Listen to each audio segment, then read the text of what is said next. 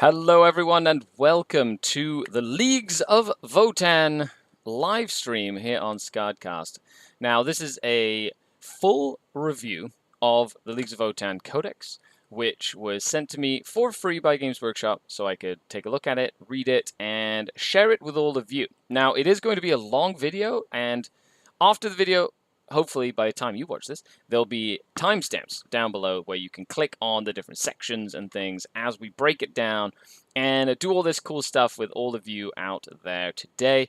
If you're in chat, I will be answering questions, we will be discussing it, we will be breaking it down as it is tradition here on SkaredCast. Now I'm Skari, your grateful host, and this is the Leagues of Votann live stream. So, what do we have here? It is a brand new faction for Warhammer 40,000. Can I flip my camera so it's not a mirror? I don't know if that's humanly possible. I might be able to do something. I don't. Is it mirrored right now? Oh my gosh! No! Why are you flipped, mirror book? Hold on. Let me see if I can change that. This is why we do amazing things like this. So you can see all the awesome stuff that goes into the mirror for it. Let's see if we can, like, mirror... Oh, can I might be able to flip it. There we go. And then if I do something like this, pa-pow. Oh, well, now it's backwards.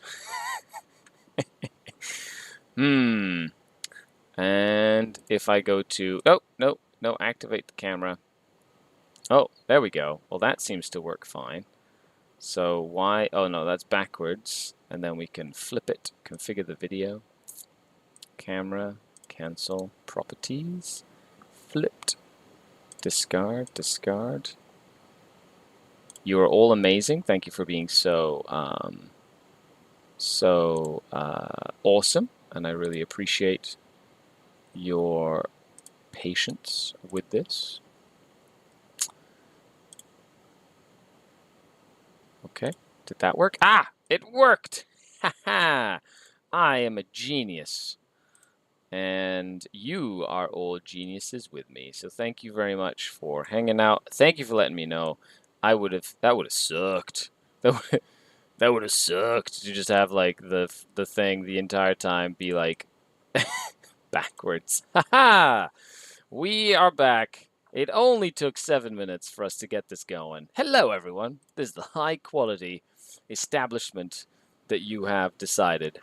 But hello, everybody. Hi, Cryptfeller. Hello, Gnarlif. Ginger Plums. Hello. Yes, we'll get to that.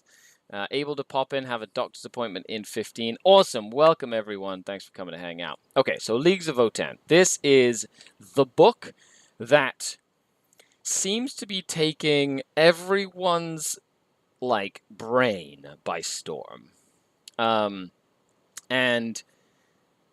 you know, you've been here. You've been here long enough to understand that, like, you know, I don't get flustered by books.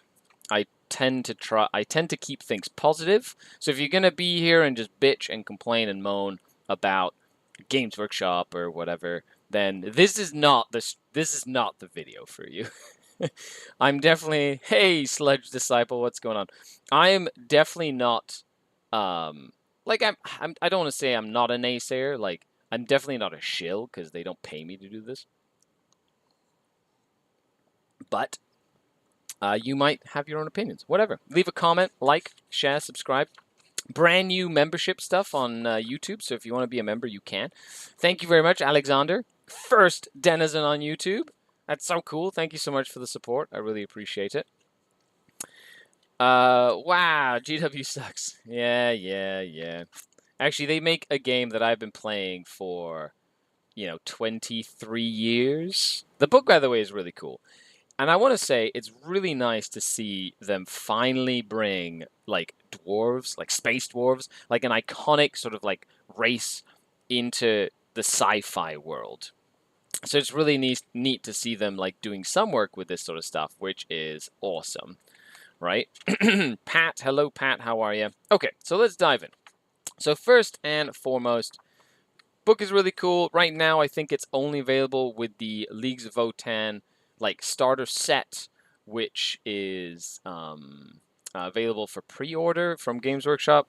The set itself is really cool. It comes with like the bikes, which you're gonna want because they're really neat. Comes with a bunch of the troop guys.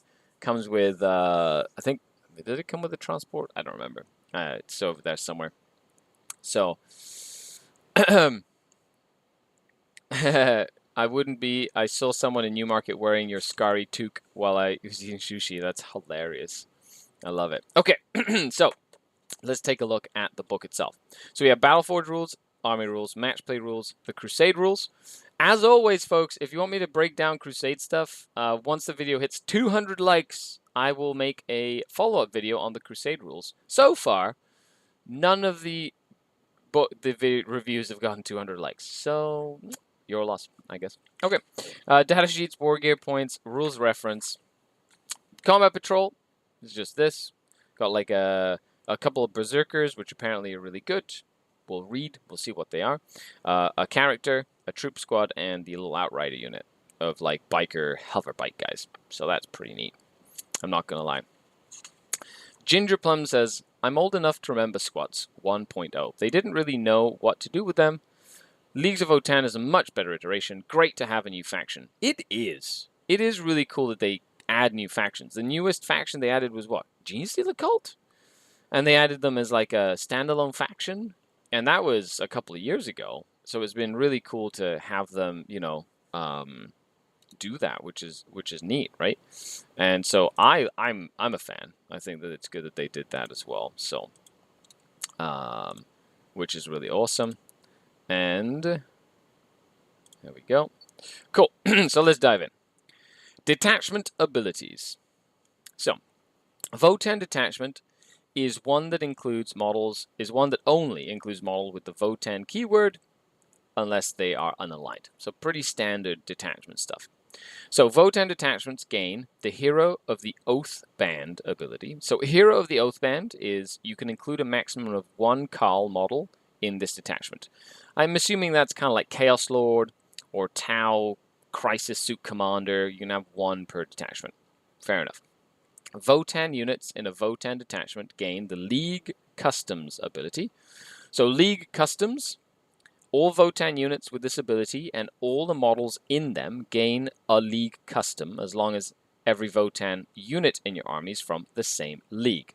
Chapter Tactics. It's a simple way of saying, so when any of you newer players hear us say chapter tactics for the army, it's just like the army rules you get for following a particular like style of army or something like that.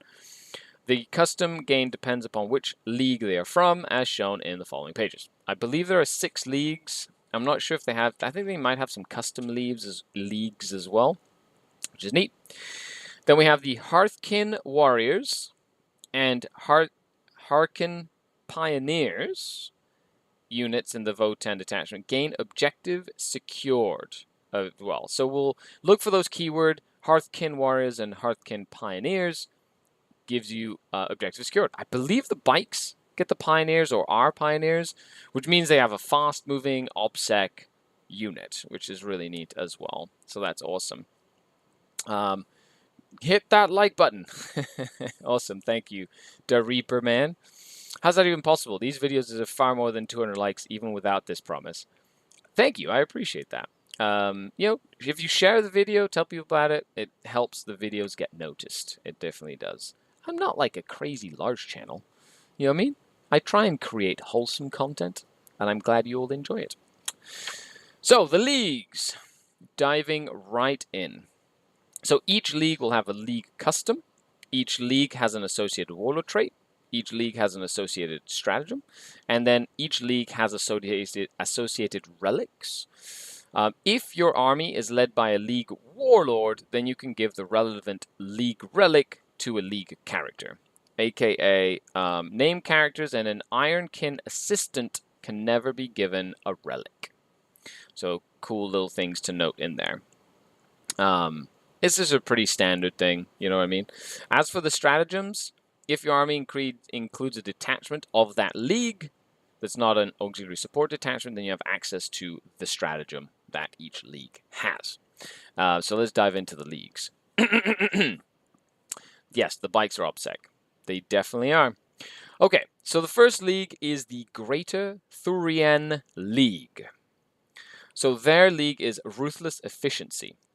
So models with this custom, excluding cog models, so it's on a model per model basis, count as 2 models when determining control of an objective marker, or 5 if they have a wounds characteristic of 10 or more. So they count as double models on objectives, or 5 if they're a vehicle, basically, is what it is. That's kind of neat. Big guy reviewing small people. They have armor, and they're cool, and they got guns. ¿Ok? Ándale. Pon atención, que estoy haciendo el review. Each time a unit with this custom is selected to shoot or fight, you can reroll 1 hit roll or 1 wound roll, which is neat. I love the fact that they've added that into a couple of the different factions. Like in the Dark Eldar book, you have like Cabal of the Black Heart, which is reroll a hit roll, and then you have Obsidian Rose, which is reroll a wound roll. I like this a lot better, which is like reroll either a hit or a wound, whatever you need. It makes it a lot more powerful, which is good. And then they each have an associated ancestral judgment. So, or is this an ancestral? Yeah, the ancestral judgment is associated with them as well. So this rule only applies if every unit from your army is from the same league. Cool. So this is like for match play, they all have to be from the same league, at least with the way that the game is right now. So each time a model that's not a cog model with this custom makes an attack against a target that has 1 or more judgment tokens, and we'll talk about judgment tokens in a bit. Their whole mechanic is essentially being a dwarf and grudging people, and essentially putting units' names in like a book of grudges, and they get bonuses against the grudged units. So remember, dwarves don't forget or forgive. They're very stubborn, and I like that they've kind of fit this in the mechanic in. Is it a powerful mechanic? I believe it is a very powerful mechanic, and we'll talk about why in a second. However, I like the fact that they have their own mechanic, which is neat. Son la raza. So every time they make an attack against a unit that has 1 or more judgment tokens, they are considered to have 1 more judgment token than it actually has, to a maximum of 3 when determining what bonuses apply to attack your model. Now that's really neat. It means you only need to put 2 judgment tokens on a unit for it to count as having 3 judgment tokens. And we'll find out ways to put judgment tokens on units, and that'll give us a better understanding of like how that'll work. But this tends to be very, very powerful based on how the judgment token mechanic works. Their warlord trait is pragmatic wisdom. So while the warlord is on the battlefield, every time you spend a command point to use a strat, you roll a d6 on a 5+, it's refunded. Command point refund mechanic seems pretty good. And their stratagem is called an appraising glare. So use this stratagem when a Thurian League Khal model from your army uses its Grim Efficiency ability. The selected enemy unit gains 1 additional judgment token. Now, that's with the Khal, that's for your Warlord. You basically can put more judgment tokens. So it seems like this league is all about putting judgment tokens on people. If you were looking for a theme, right, of like, doing that. And they have a relic called the Corvix Curious. The bearer gets a 4-up invul, and it's -1 AP that is cumulative with the Void Armor ability, which is like Armor Contempt, which we'll get to in a second. But it's like a cool relic armor. Okay, moving on. We have the second league is the Trans-hyperian Alliance. So this league custom is called Honor the Ancestors. So each time a model with this custom makes an attack, if that model's unit is below half strength, add 1 to the attack's hit roll. So that's cool. +1 to hit if you've taken casualties. Works really nicely if you're in a transport. The transport blows up. You lose 1 or 2 models in the explosion, and then they get out, and then they get +1 to hit. So that's pretty neat. Each time a model with this custom makes an attack on an unmodified wound roll of a 6, you get an additional AP. Sure. That, I guess, pairs really well with the grudge tokens, because when you auto wound, you count as rolling a 6/2 wound, at least in this book, which means you get +1 AP with grudge. So that's neat, and that's with any attack, so that's in combat and in shooting. So really good, like if you have like Marines that are plaguing your meta, or other Leagues of Votann. Could be like counter meta League of Votann list. And then their Ancestral Judgment is, each time model with this custom that's not a cog, there seems to be a theme here with the non-cog stuff, makes an attack against a target that has 1 or more judgment tokens, re-roll wound rolls of 1. So that's okay, that's decent. It's like reroll wounds are all, but a lot of the times you're going to be looking for rerolls to hit, plus judgment tokens will give you automatic wounds, so you don't have to worry about wounding. So, I guess it would be, but math is math. Rerolling anything, especially a wound roll, tends to be more powerful than a hit roll, like mathematically speaking. And then a Warlord trait is the Nomad Strategist. At the start of the first battle round, you can select up to 3 friendly Hyperion Alliance units within your deployment zone. You remove them from the battlefield, set them up anywhere on the battlefield that is wholly within your deployment zone. If the mission uses strategic reserve rules, any of the units can be placed into strategic reserves without spending CP, regardless of how many units are in strategic reserves, etc., etc., etc. So they get a redeployment Warlord trait. Always really useful. I personally rate redeployment strats quite high, because you can lose the game in deployment. You can win the game in deployment by offsetting a bad deployment or taking advantage of your opponent's mistake in deployment, being able to shift your forces to one side of the table or another, or put them in reserve to prevent an alpha strike, can be very, very powerful. Cult of Veneration, 1 CP. This is their stratagem.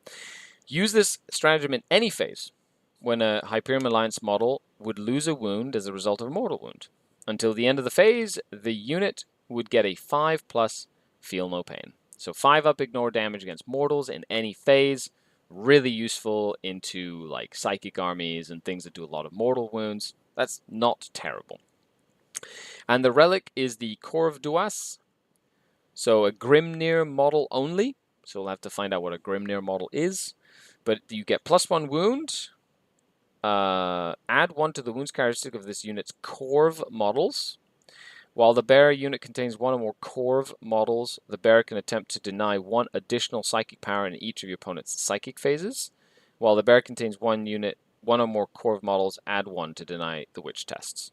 So if you have problems with psychers, this gives you additional power, additional wounds. You get a 5+ feel no pain for the strat, and gives you +1 to deny. Okay. Yeah, maybe. I think there's other stuff that overshadows it, but it's not terrible, But let me know what you think with a comment, or ask some questions, and we can kind of get through those together as a crew of peeps. The next one is Kronus Hegemony. So their league custom, Battle Prowess. So every time a unit with this custom fights, if it made a charge move, was charged, or performed a heroic intervention, they get +1 attack. So kind of like Space Marines. Neat. Each time a model with this custom makes a melee attack, if that model's unit made a charge, was charged, or heroically intervened, add +1 to strength.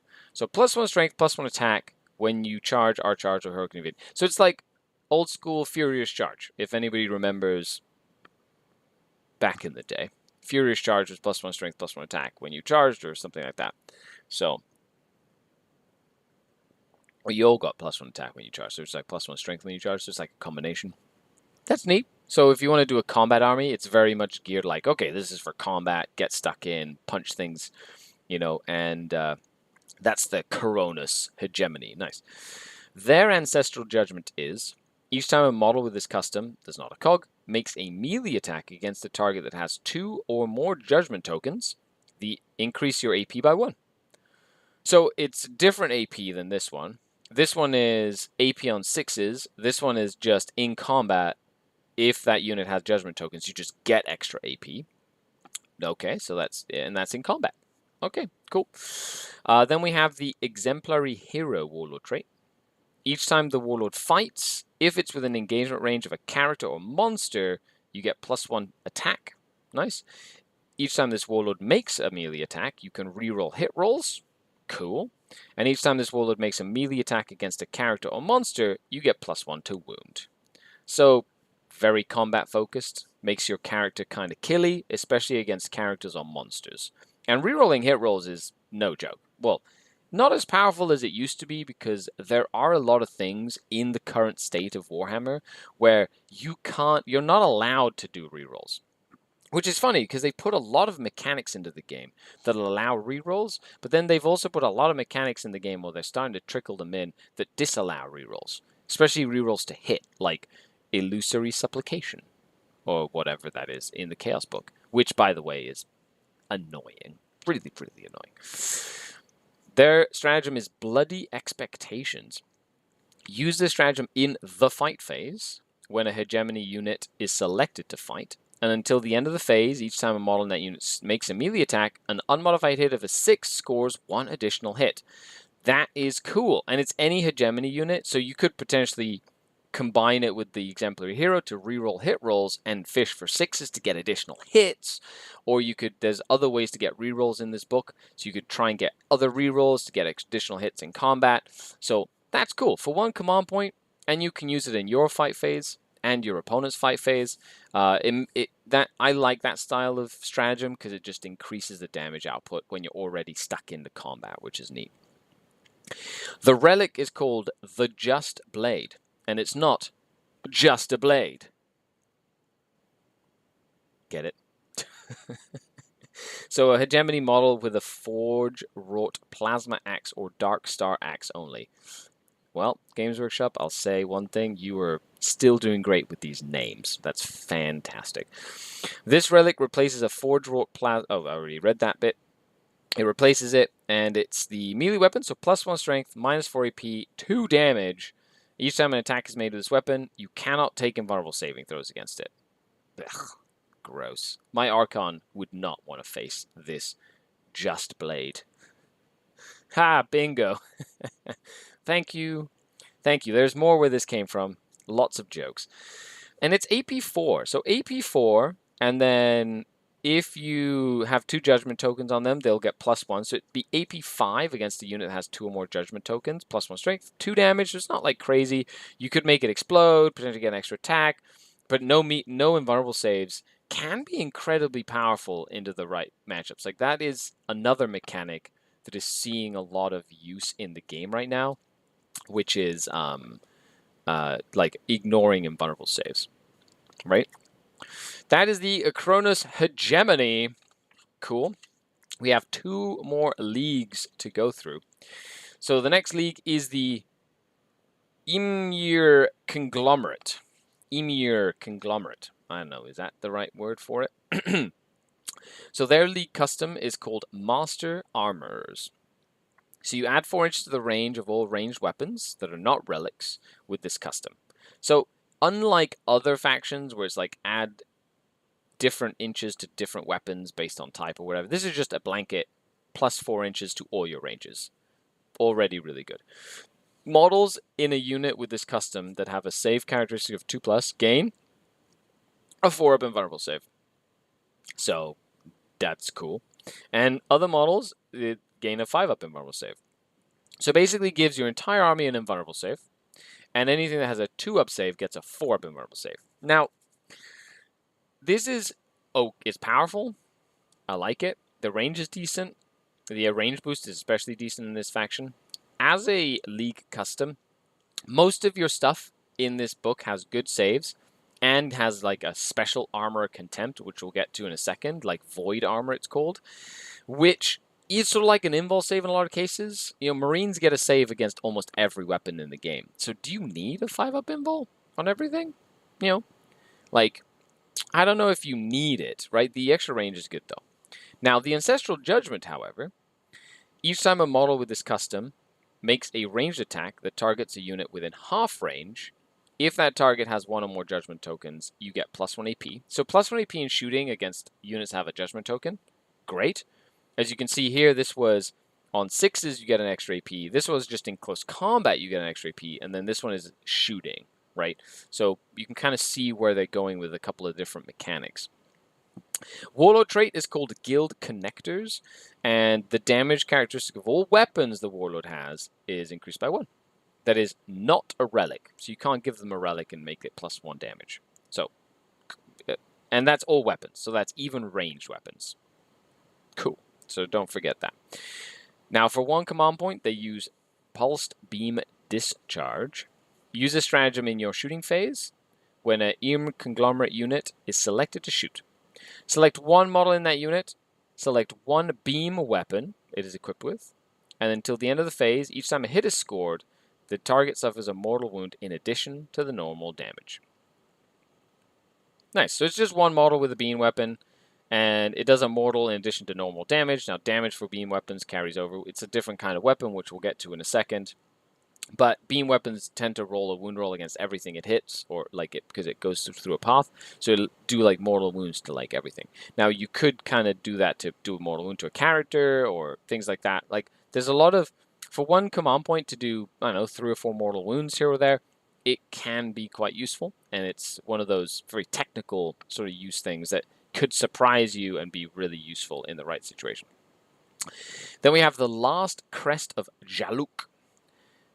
So this is a shield crest model only. So keep an eye for all these little keywords, by the way.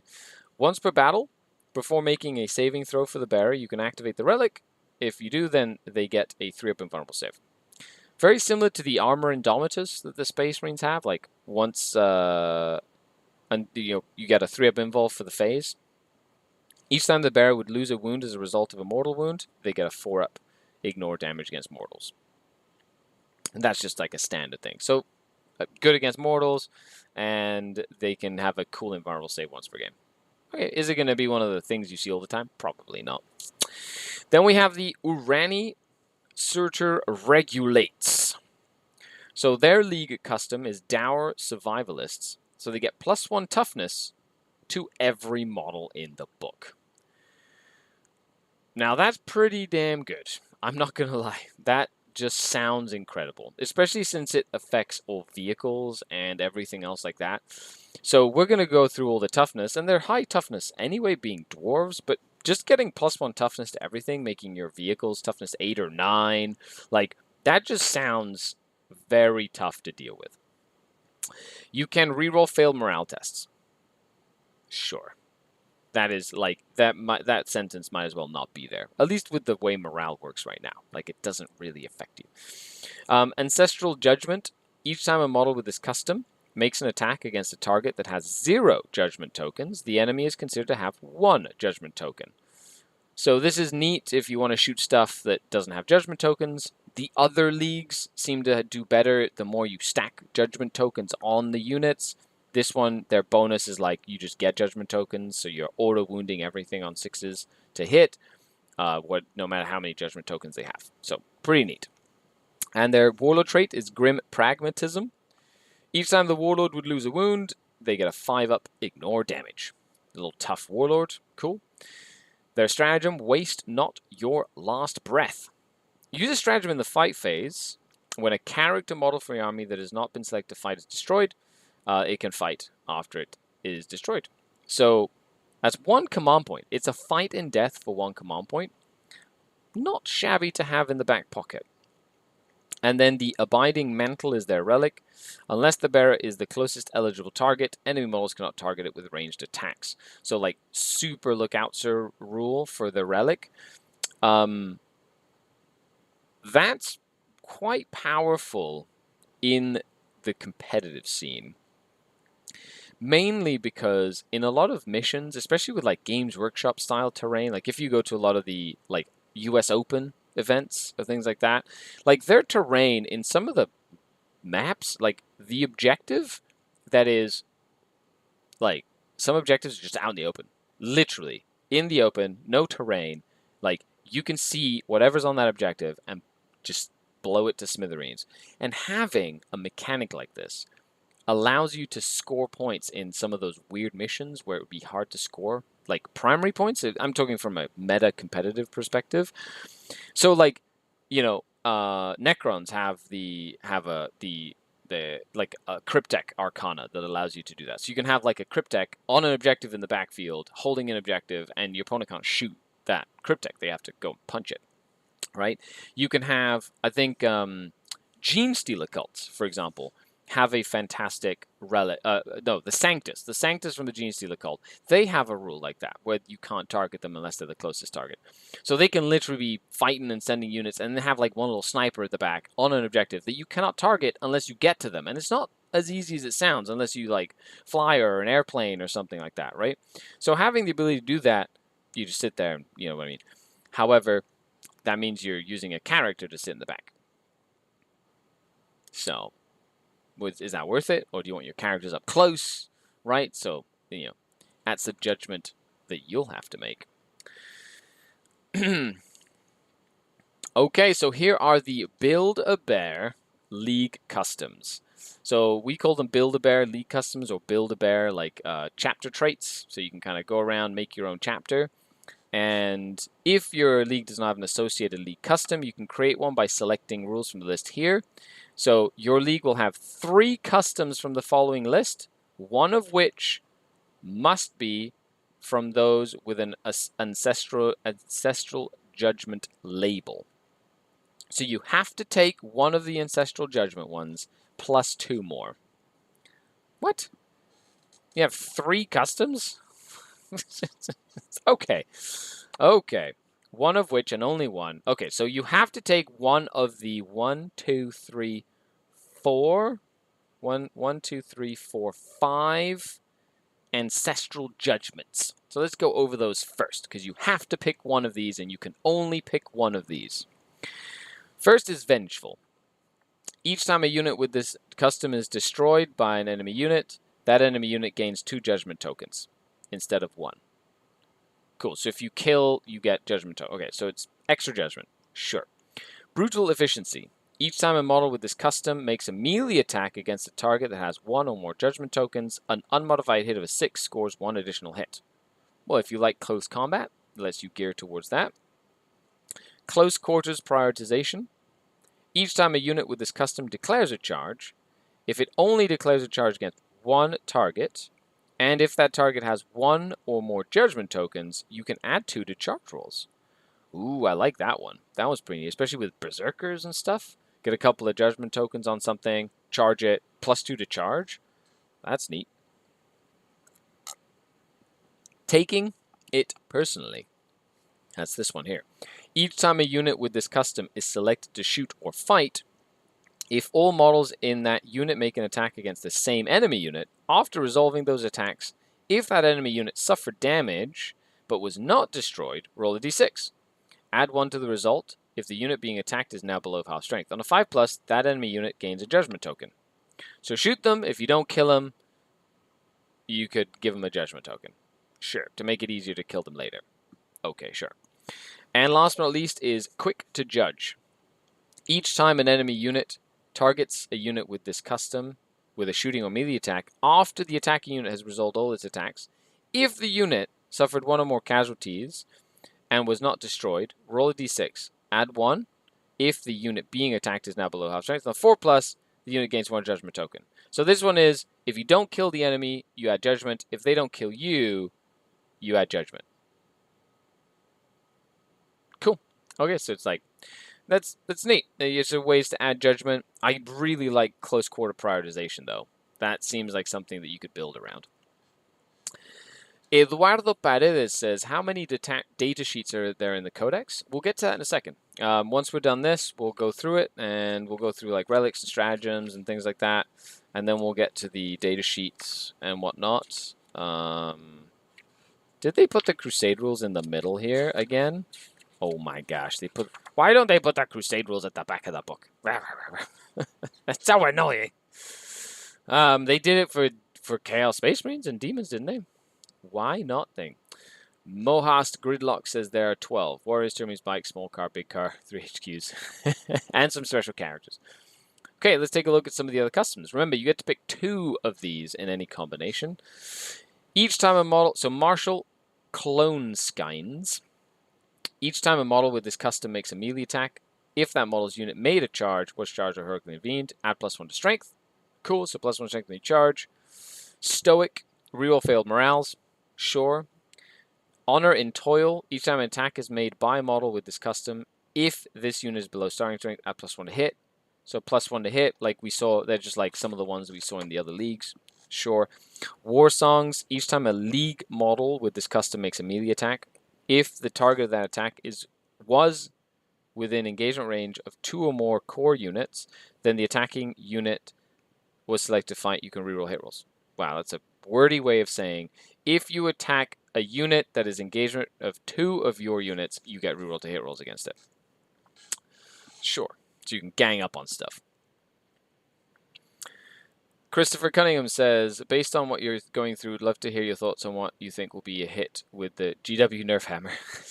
Yeah, well, we'll discuss a whole bunch of stuff as that as well towards the end too. League affiliated. You cannot select this custom if you have selected any other custom, and if you select this custom, you cannot select any other custom. Select one of the following league: Greater Thurian League, Trans-hyperian League. Oh, okay. So this is league affiliated. You basically get these league rules. So that is like your straight up chapter clone. So you don't have to paint them like there's, I guess, if you wanted to. Sure. Refined power cores. Add 2 to the move characteristic of models with this unit if they are accelerated or vehicles. So +2 move to fast stuff. Superior beam capacitors. +1 strength to beam weapons, including relics. Nice. Each time a unit with this custom is selected for the core buster fire pattern strats that cost 0 CP. Each time a unit core buster fire strats. So this is like to just, if you like beam weapons, we got beam on your beam weapons. Well, we'll see what that stratagem does, but that sounds really cool. So Skari going to have a breakdown over this codex. Am I going to have a breakdown? Is my brain going to explode? No, I doubt it. I don't have breakdowns over it. I've been playing this game for 23 years. I have seen the most broken shit you'll ever see. And this is just another, like, whatever. You play the game of...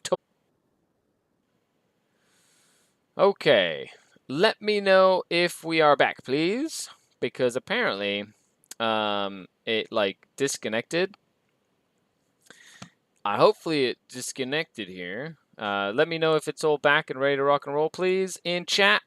Thank you very much. Good thing. Good thing this is the internets and we got stuff that happens, you know. Okay, perfect. Good. I think it reconnected in time and that's why it has like a lag, which is nice. Okay. Deep State Games. Antonio. Tengo 35 años, Antonio. He estado jugando 12 años, yeah, desde que tengo 12 años, algo así. Okay, perfect. So we're back on track. Next one. Void Hardened. Each time an attack is made against a unit with this custom, an unmodified rune roll of a 1 or 2 fails, irrespective of any ability. So mini transhuman. Neat. Warrior Pride. Each time a unit with this custom is selected shoot or fight, you can reroll 1 hit or 1 wound. So we saw those before. It's just like you can mix and match. That's why I like these. But I really like close quarters prioritization. And the superior beam capacitor seems pretty cool too. Weaponsmiths. Add 4 to the range of all ranged weapons. So you could go beam capacitors with weaponsmiths and like close quarter fighters. Sounds like a cool little combo as well. So, okay, moving on. And here are the Leagues of Votann stratagems.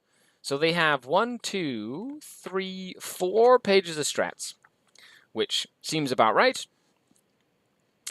Dwarves getting mini transhuman is thematic, definitely very much thematic. You'd be surprised how impactful like not allowing your opponent to wound you on 2s is, because a lot of stuff has like extra strength or things like that. And you'd be like, no, you can't wound me on 2s, wound me on 3s like a normal person, and it changes the math quite a lot. Hey, Sindri Tepek, what's going on? Thanks for coming to hang out, everybody. Really nice of you to hang out. Okay. So, stratagems. Now, this is something that I got, like, I did not read any of the leaks whatsoever. I didn't even read this codex until, like, this weekend. But reading through this codex, I have found that they have a stratagem for every occasion, which in and of itself is a very powerful thing to have. You know, they'll have a stratagem to do pretty much anything you need them to do in the game. And I think the only thing they didn't have was like a fullback and charge strat, or like an advanced and charge strat. I think that's the one thing they didn't really have. But any other faction, like a stratagem that's like a tactical stratagem that really helps you in game, they seem to have one for that. So, with that in mind, let's dive into the strats. So, accelerated response is 1 CP. You can use it in the movement phase when an accelerated, so keyword locked unit from your army is selected to advance. Until the end of the phase, you add 12 to the move characteristic of each model in this unit. Neat. This is not cumulative with the similar bonus provided by the steady advanced ability. So, when you're selected to advance, you add 12 to the move characteristic of each model in this unit. Neat. So, super fast advancing stuff. Yeah, it's an extra 12 inches. I was looking at that and going, wait, so they get like an auto 12 move, right? An extra 12 or whatever. And I was like, that's faster than a raider. Like a flying pirate ship of space pirates goes slower than an accelerated response unit. I thought that's hilarious. We have the enhanced ether sails, right? So we can go an extra 8 or whatnot. Okay, so then we have the ancestral sentence, 1 CP. Use it in your shooting phase when a Votann unit is selected to shoot, or in the fight phase. When a Votann unit from your army is selected to fight, until the end of the phase, each time a model in that unit makes an attack against the target that has 1 or more judgment tokens, you can reroll hits. So reroll hits against the unit with judgment tokens for 1 command point. As we said, there's a lot of rerolls in here. It stacks incredibly well with the judgment token mechanic, right? That's because a Raider's driver is on drugs. They fly slower. Whoa, bro. I'm going so fast, man. Thanks, Prankster. Really appreciate it. That's hilarious. Okay. Core Buster Fire Pattern. So that's the one here where you get it for 0 CP if you take this custom trait. It's normally 1 CP. Use this stratagem in your shooting phase after an enemy unit is hit by an attack made by a beam weapon fired by a model in your army.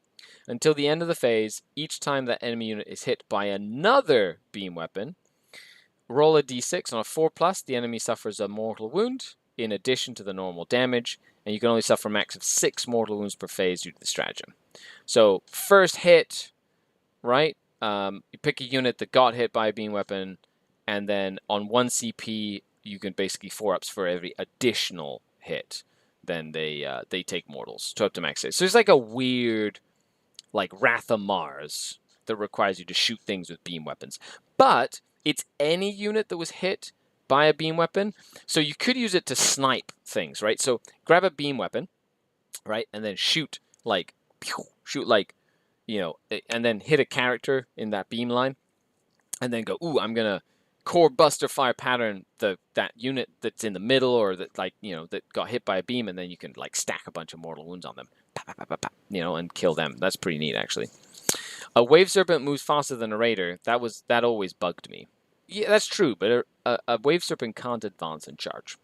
A raider can, and it can move 22 in charge. So in essence, the raider is faster than a wave serpent, right?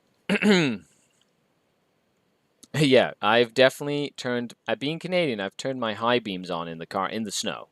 You cannot see anything if it's like blowing snow. It's like complete whiteout. We call it a whiteout. You just can't see in front of the car. It's nuts. It should have been Votann, because I can't stop pronouncing it that way. Votann. No, Votann, because they have tans. Cyber Stim Infusion for 1 CP. When a Berserker unit is selected to fight, you can reroll hits for 1 command point. Just reroll hit rolls for a command point. Now, the fact that you can reroll hit rolls and auto like you can auto wound stuff that has judgment tokens, it gets kind of silly. Let's just say they will kill what they hit. But as a Dark Eldar player, that doesn't matter to me. Why? Because my whole army dies every game. Like, I play every game, and I have, like, 0 models left at the end of the game. I don't care how good you are at killing me. A unit with a bunch of bolt pistols could shoot me to death. You could have 10 bolt pistols. That's as dangerous as, like, a million berserkers reroll hit rolls coming in and killing me. It doesn't matter. I die just as fast. So, you know, maybe it'll like scare some Marines or some possessed players, which is good, because Fabius Bile possessed players made me sad this weekend. Correct, Christopher Cunningham. We do aim to kill the enemy before we die, right? And that's kind of how that works. Hunter's Mark. So use a stratagem in your shooting phase for 1 CP before making a hit roll for an attack made by a Votann model. If the target unit has 1 or more judgment tokens, do not make a hit roll, it automatically hits.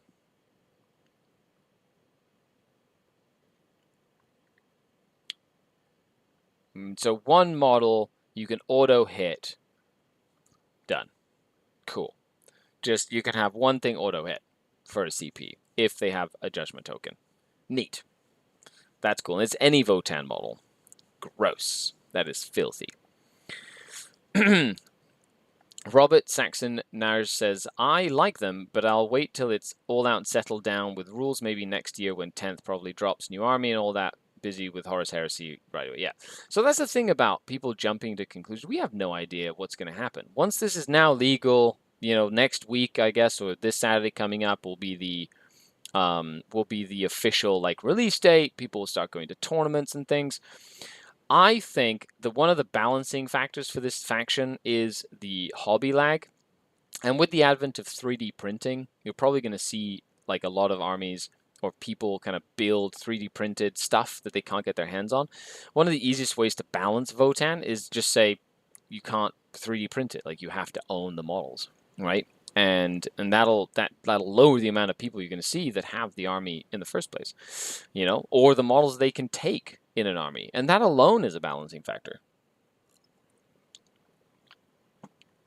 Delicious. Okay. Kin Bond 2 CP. Use a stratagem at the start of the fight phase. Select an enemy unit with an engagement range of 2 or more Votann core units. Until the end of the phase, a core model can reroll wound rolls. So if you gang up on people, you can do kin bond. So you can, if 2 of your units are ganging up on, 2 core units, sorry, are ganging up on 1 enemy unit, you can reroll wound rolls. That's very powerful.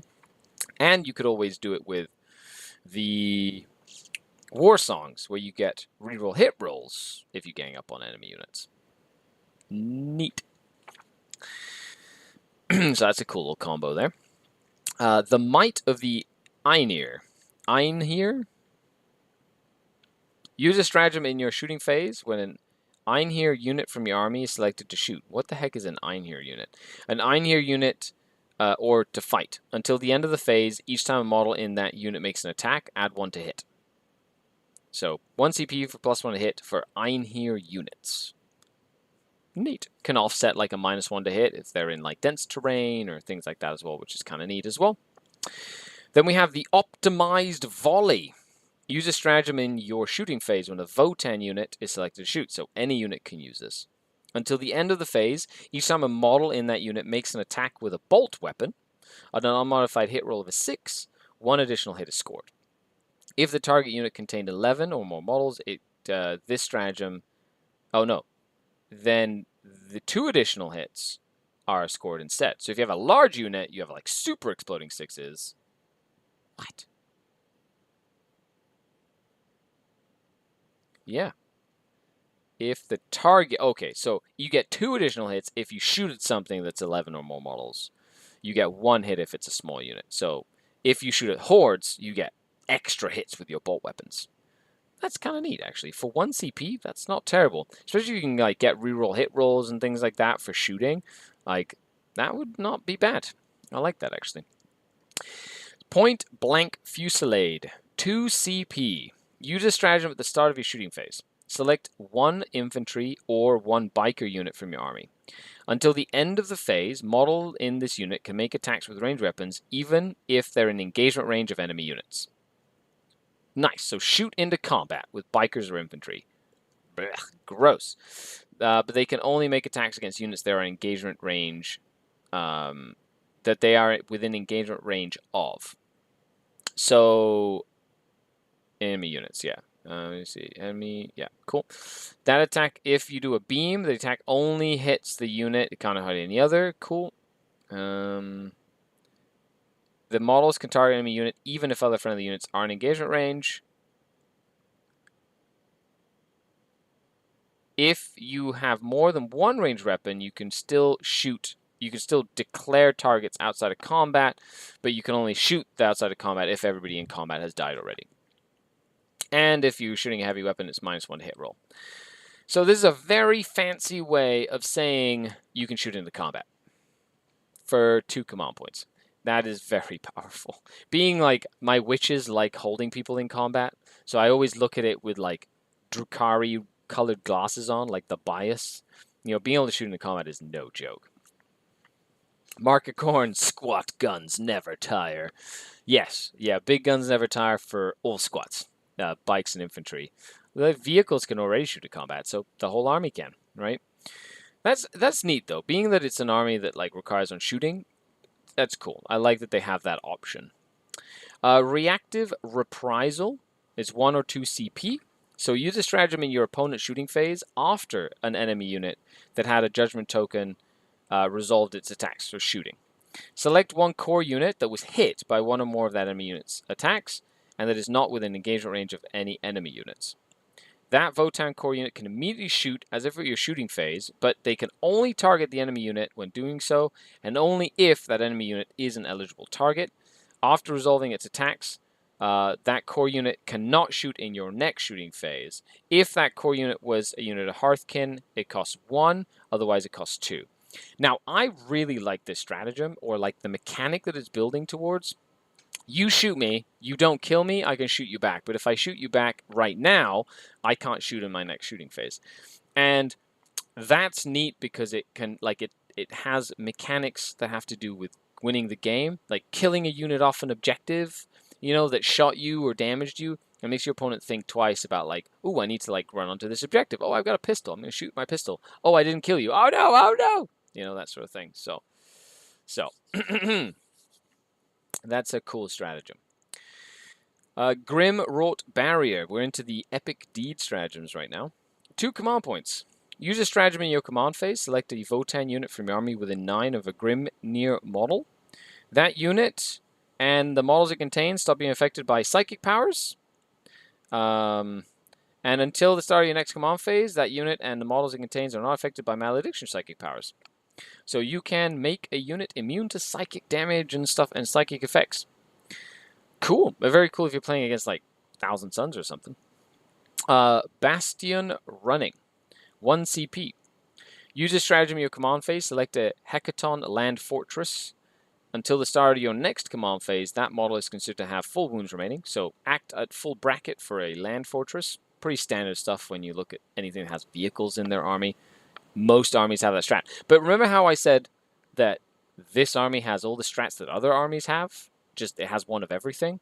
So far, there you go. You got act at full bracket. You got reroll hits. You got reroll wounds. You got shoot into close combat. Right? You got shoot when you get shot. Right? Like in out of phase in your opponent's turn. Like Sisters of Battle. Some of the Sisters of Battle stuff have. It's neat. It's cool. You have mortal wound shenanigans. Combat Surgery for 1 command point. Use it when a Votann medic unit. Select a Votann medic unit that is below starting strength and not within engagement range of an enemy unit. Up to D3 models are returned. So bring back D3 models for 1 CP. That's why not? See, it's like bringing cultists back, except you're bringing dwarves back, right? For 1 CP. Personal Grudge. Use a stratagem in your command phase, like the Votann character unit from your army, and 1 enemy unit that is on the battlefield. Anywhere on the battlefield. Until the end of the battle. Each time a model in that character's unit makes an attack against that enemy unit, that enemy unit is considered to have 3 judgment tokens for the purpose of determining what bonuses apply. You can only use a stratagem if every unit in your army is from the same league. You can only use a stratagem once, unless you're playing Onslaught, in which case you use it twice. So you can basically grudge your character picks an enemy unit on the battlefield in a command phase and be like, you know what, I don't like you very much. You've made it into my book. And he gets to counts as 3 judgment tokens. Very fluffy. I love this stratagem so much. And and we'll get to the judgment tokens in a bit. But one of the most powerful things you can do against judgment tokens is be in transports, which Dark Eldar do very well. Okay, 1 CP in the right hands. So this is your give selected character. So this is your extra relic. So extra relic stratagem. Bequest of Votann. This is your give a unit leader a relic stratagem. And Legend of the League. This is your give an extra warlord trait. So extra relic, extra warlord trait, and give a character a relic. I mean a unit champion, like a unit sergeant, one of the relics. And they have a list of specific relics that they can take from here. Ginger Plums says, I like how the mechanics match the fluff. However, it does feel like it's a little too strong and needs to be toned down a little. 100%.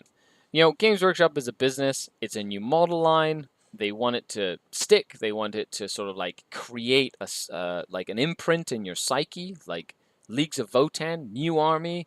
It's going to be powerful. It's going to go around murdering stuff. That's just how it's going to be, and it's been the same for eons, for as long as that we've seen it. Whatever. It'll last its run 6 months or whatever, and then the next most broken thing will be broken, and that's how it goes. And that's what I've seen in 20 years of playing this game. And if you play this game, you sign up for this. You cannot play this game, or play against people who don't try and break the game and just play for fun. Which most of you out there literally play the game to just have a good time and roll some dice with friends. And you could give a rat's butt about the competitive meta. Oi, get off my lawn! Exactly. Yeah, exactly right. Prankster says, I wonder what's going to change in January 2023, since a lot of the Armies of Renown books are going to become defunct. Correct, like Cult of Strife is not going to be a thing. Like a lot of them have like a shelf life, which I found very interesting. They put a shelf life on them, but it makes sense they put a set date and they're like, this is a shelf life. Okay, so on to the strategic ploy stratagems. We have familial loyalty. So use a stratagem in your opponent's charge phase. Select one infantry or biker unit in your army until the end of the phase. That unit can heroically intervene as if it was a character. Once again, a stratagem that other armies have access to that now they can do. You can just heroically intervene with a unit. Light them up, 1 CP. Use a stratagem in your shooting phase after a searchlight unit has resolved its attacks. Select one enemy unit that was hit by one or more of that unit's range attacks. Every unit in your army that can now what does it say? So pick a unit, hit him with searchlight, and then you give him a judgment token for a CP. So light him up, searchlight, judgment token, and you can't get rid of your judgment tokens. Like judgment tokens stick around. So Drukhari became flavor of the month. Well, 6 and models became hard to get hold of, etc., but calmed down eventually as this year has carried on, says Christopher Cunningham. Yes, and now Dark Eldar are in a fantastic place in the meta. They're not overly powerful. You can win games, you lose games, you have really cool mechanics, you still have some really tough stuff that opponents have to deal with, but it's not oppressive, right? But it felt oppressive for a while, which is why I didn't play it while it was oppressive. I played other stuff. But now it's like, it's really nice to play the Drukhari again. You know, there's not a lot of people who play it anymore because it's not stupid crazy, but it's like, I still have teeth. I can still, sink my teeth into my opponents and win games. So eventually, this book will feel the exact same. Luck has, need keeps, toil earns is a stratagem. That's a very long name for a stratagem. Use this stratagem at the end of your movement phase. Select a core infantry unit from your army that is within range of an objective marker. So, unit in your army, in range of an objective marker, end of your movement phase. Until the start of your next movement phase, while they are still within range of that objective marker, they automatically pass morale tests. They can ignore rules that would cause any actions they're performing to fail, unless they make a range attack or declare a charge. So if they don't shoot or don't declare a charge, they can ignore any rules that cause actions to fail. So you can do your actions and your opponent can't like psychically stop you from doing actions or do abilities to stop you from doing actions. That's cool. Each time a model in that unit will lose a wound, they get a 6-up shrug. So 6-up shrug, automatically pass morale and can do actions, and your opponent can't make you fail that action other than killing you. So neat. For 1 command point, that's not bad actually. It can be very like key in certain times, certain places. Then we have the Mag Riders for 1 command point. Use it in your opponent's shooting phase when a biker unit is selected as the target of an attack. Until the end of the phase, each time an attack is made against that unit, -1 to hit. And if the unit advanced, you cannot reroll hit rolls. So -1 to hit and cannot reroll hit rolls if that unit advanced against bikers. So you can like speed those bikers up into location, off onto a flank or something, and then go, you're going to shoot the bikers, wait, -1 to hit, I advance them, can't reroll hit rolls, so they're at full strength when they hit into where you need them to go. Or remember, they're obsec as well, so you can go steal objectives, make it hard for your opponent to kill them in retaliation, etc. That's pretty neat. Newfound Nemesis. So use this stratagem when a Votann Warlord or Grimnir model from your army is destroyed. The enemy unit that destroyed that model gains 2 judgment tokens. If your destroyed model was Grimnir, the enemy unit gains 3 judgment tokens instead. It's like you kill dwarves, and the dwarves make you easier to be killed because they hate you now. For 1 CP. Sure. Yeah, absolutely. There's so many good strats, though. I wonder if they're just going to be like strat heavy. Like they're going to be strats all the time. So Agents of Vect might become all the more powerful. Outflanking Pioneers. Use this stratagem at the start of your movement phase. Select 1 Harkin Pioneer unit from your army that is more than 6 inches away from enemy models and within 6 of any battlefield edge.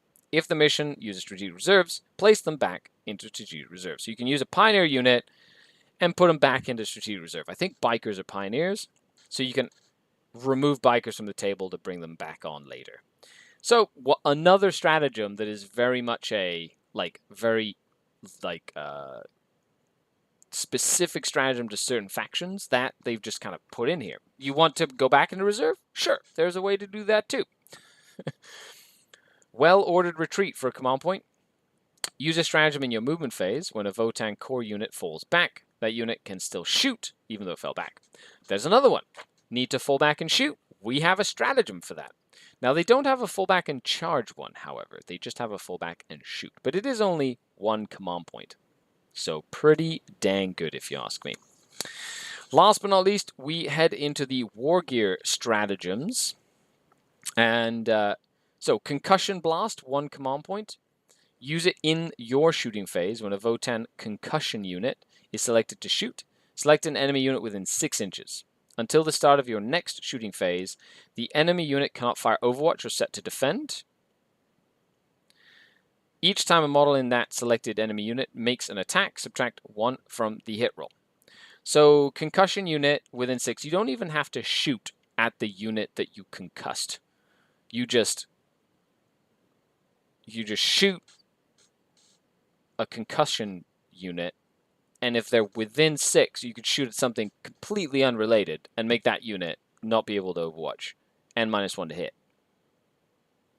Neat. Until the next shooting phase. So, like, that's a very powerful stratagem. Okay. Iron Storm. So, ignore Overwatch. There you go. You have another stratagem that can be very specific to factions. Iron Storm. It's 2 or 1 command points. Use a stratagem in your shooting phase when a Votann unit is selected to shoot. Until the end of the phase, each time a model makes an attack with an ion weapon, an unmodified wound roll of a 6, inflicts 1 mortal wound on the target in addition to any normal damage to max of 6. So this is like more your Wrath of Mars. So it's another way of doing mortal wounds, but it's with ion weapons specifically. If that unit contains 11 or more models, it's 2 CP, otherwise it costs 1 CP. That'll interact with judgment tokens as well, because I think if you auto wound through judgment, it counts as a 6 to wound, which then would make an ion storm worth it. But what can have ion weapons? I'm curious to find out as well. Mark of Corn says, much like the Chaos Space Marine Codex, I think this is another book with a lot of toys, which we can all thank Nephilim will be choked by a lack of available CP, hopefully. Yeah, so you get your CP, like, you know, you'll build your list, you want a Warlord trait, Relic. You know, I played a little event yesterday, and 2 of the 3 games I played, my 2 opponents and myself had 0 CP to start with, and that was fine. Like, we used our command points in the list building phase of building our list. Robert Saxon says, I like the mechanics, also just needs to be toned down a little bit, but the core of the book seems good. The core of this book is, I'm super positively looking at how cool the rules in this book are. As a collector, player, hobbyist, like as a competitor, I'm going to see how it feels to play against them before I make judgments, and then I'm going to build things into my army list that help me face something like this. So I'm not going to pull my hair out. It's not all doom and gloom. I'm going to try and play the mission. I'm going to see what I can do with the list that I've built, right? If there's good terrain and my movement is good, you know, I know I can make a game of it. But I love the mechanics in this book. It's cool. They're dwarves. They don't like things. They remember. They're grumpy, right? That sort of stuff, and I like that a lot. So subterranean explosives. I really like this one, this stratagem. Use a stratagem in your shooting phase when a subterranean explosive unit from your army is selected to shoot. Until the end of the phase, each time that unit makes a ranged attack, subtract 1 from that attack's wound roll. And if a hit is scored against a target that is not Titanic and cannot fly, then until the start of your next shooting phase, you halve the move of models in that unit, and that unit fights last, which is cool. And that is the mole launcher. They have like the berserkers have this little mole cannon that shoots like a mortar that kind of digs under and blows up. So you basically use that. I wonder if it's concussive. I'll have to see what a concussion unit, because if you could double it up, like fight last, no overwatch, like, you know, that'd be cool. But 3, that's 2 CP though. But they also have a fight last, right? That's another thing that you see in other books, and they've also shoehorned that in here somehow. 2 CP, multi-wave system jammer. Use a stratagem at the start of any phase. Select a comms unit from your army, then select 1 enemy unit within 12. Until the end of the phase, that enemy unit cannot be affected by any aura abilities that your opponent's army may have. Oh, are you also wanting to shut down your opponent's auras? Well, 2 CP, shut down an enemy unit's aura in any phase. Now, that's only for that phase, though, so it doesn't like shut them down indefinitely or indefinitely, but they can shut down auras. So that's another tick for the my book can do it too category of the Leagues of Votann. Then we have the Overcharged Shield Crest. So there's 1 or 2 CP. This is stratagem in any phase when a Shield Crest unit from your army is selected as the target of a ranged attack. Until the end of the phase, each time a ranged attack is made against that unit, an unmodified wound of 1 to 3 fails. If that unit contains 5 or fewer models, it's 1 CP, otherwise it's 2 CP. So this is transhuman physiology. Your Space Marine, Primaris Space Marines can only wound me on 4 pluses. Boom. It's a stratagem they can use. It's exactly the same as transhuman, but it's locked to Shield Crest unit. So transhuman wanted that as well. Guess what? We put it in your book with your angry dwarves. And then your pan-spectral warning. Use this stratagem at the end of the reinforcement step of your opponent's movement phase. Select a scanner unit that is not within engagement range of any enemy units. And that unit can shoot as if it were your shooting phase, but it can target a single unit that's set up as reinforcements within 12. They also have an Auspex scan. So they can shoot stuff that comes in from reinforcements. The Reaper Man says, will this be left up? 100%. So for anybody who's tuning in for the first time or finding my channel, I do this content stuff full time. This is my job. And it's only thanks to the community like yourselves that I get to do all of this. So thank you so much for watching, liking, sharing, notifications. If you'd like me to make more content and to support me as I continue to make videos, travel to events, teach, review books like this for your entertainment and for you, like I'm doing this for you folks, I leave like almost all my content for free on YouTube. So if you'd like to support the channel, you can become a channel member here on YouTube. So channel members, new channel members this month, I'm going to be sending you a set, like a couple of Skari dice as a thank you, like branded Skari dice, or you can support me on Patreon. The link is in the description. That's probably one of the best ways to support me. You get access to our Discord as well. I'm going to find a way to do that for League members too. But the Discord is going to be there for YouTube members and patrons. And you also get some dice this month, or stickers, some Skari stickers. Other than that, it's thanks to you that I get to do this. So thank you so much. Thanks for sitting through my little plug rant. But thank you. I appreciate it. Okay. The Reaper Man says, I can't find your last review. The last review was not the demon one. I skipped the demon one. I'm going to probably do that one at some point. I was in England, and I didn't have my book with me when the review happened. Okay, next stratagem. The site-to-site transport. 1 or 2 CP. So use this stratagem at the start of your movement phase, select a Votann teleportation unit, and remove it from the battlefield.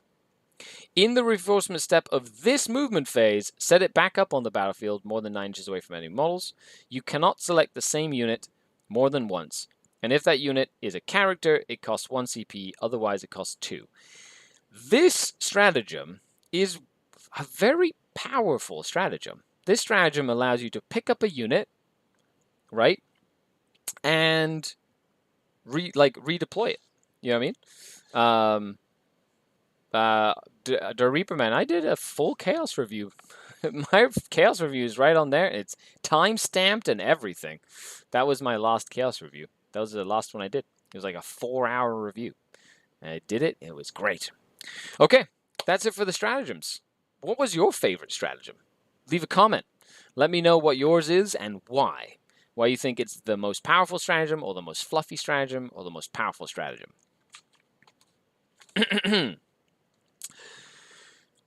On next, we have the Votannic Council. So, if your army is battle-forged and includes Votann detachments, then when you muster your army, you can upgrade any of the characters that are not named characters, so a Khal, a Broiderkin, Ironmaster, or Grimnir. Each time you upgrade one of the units, its power rating is increased.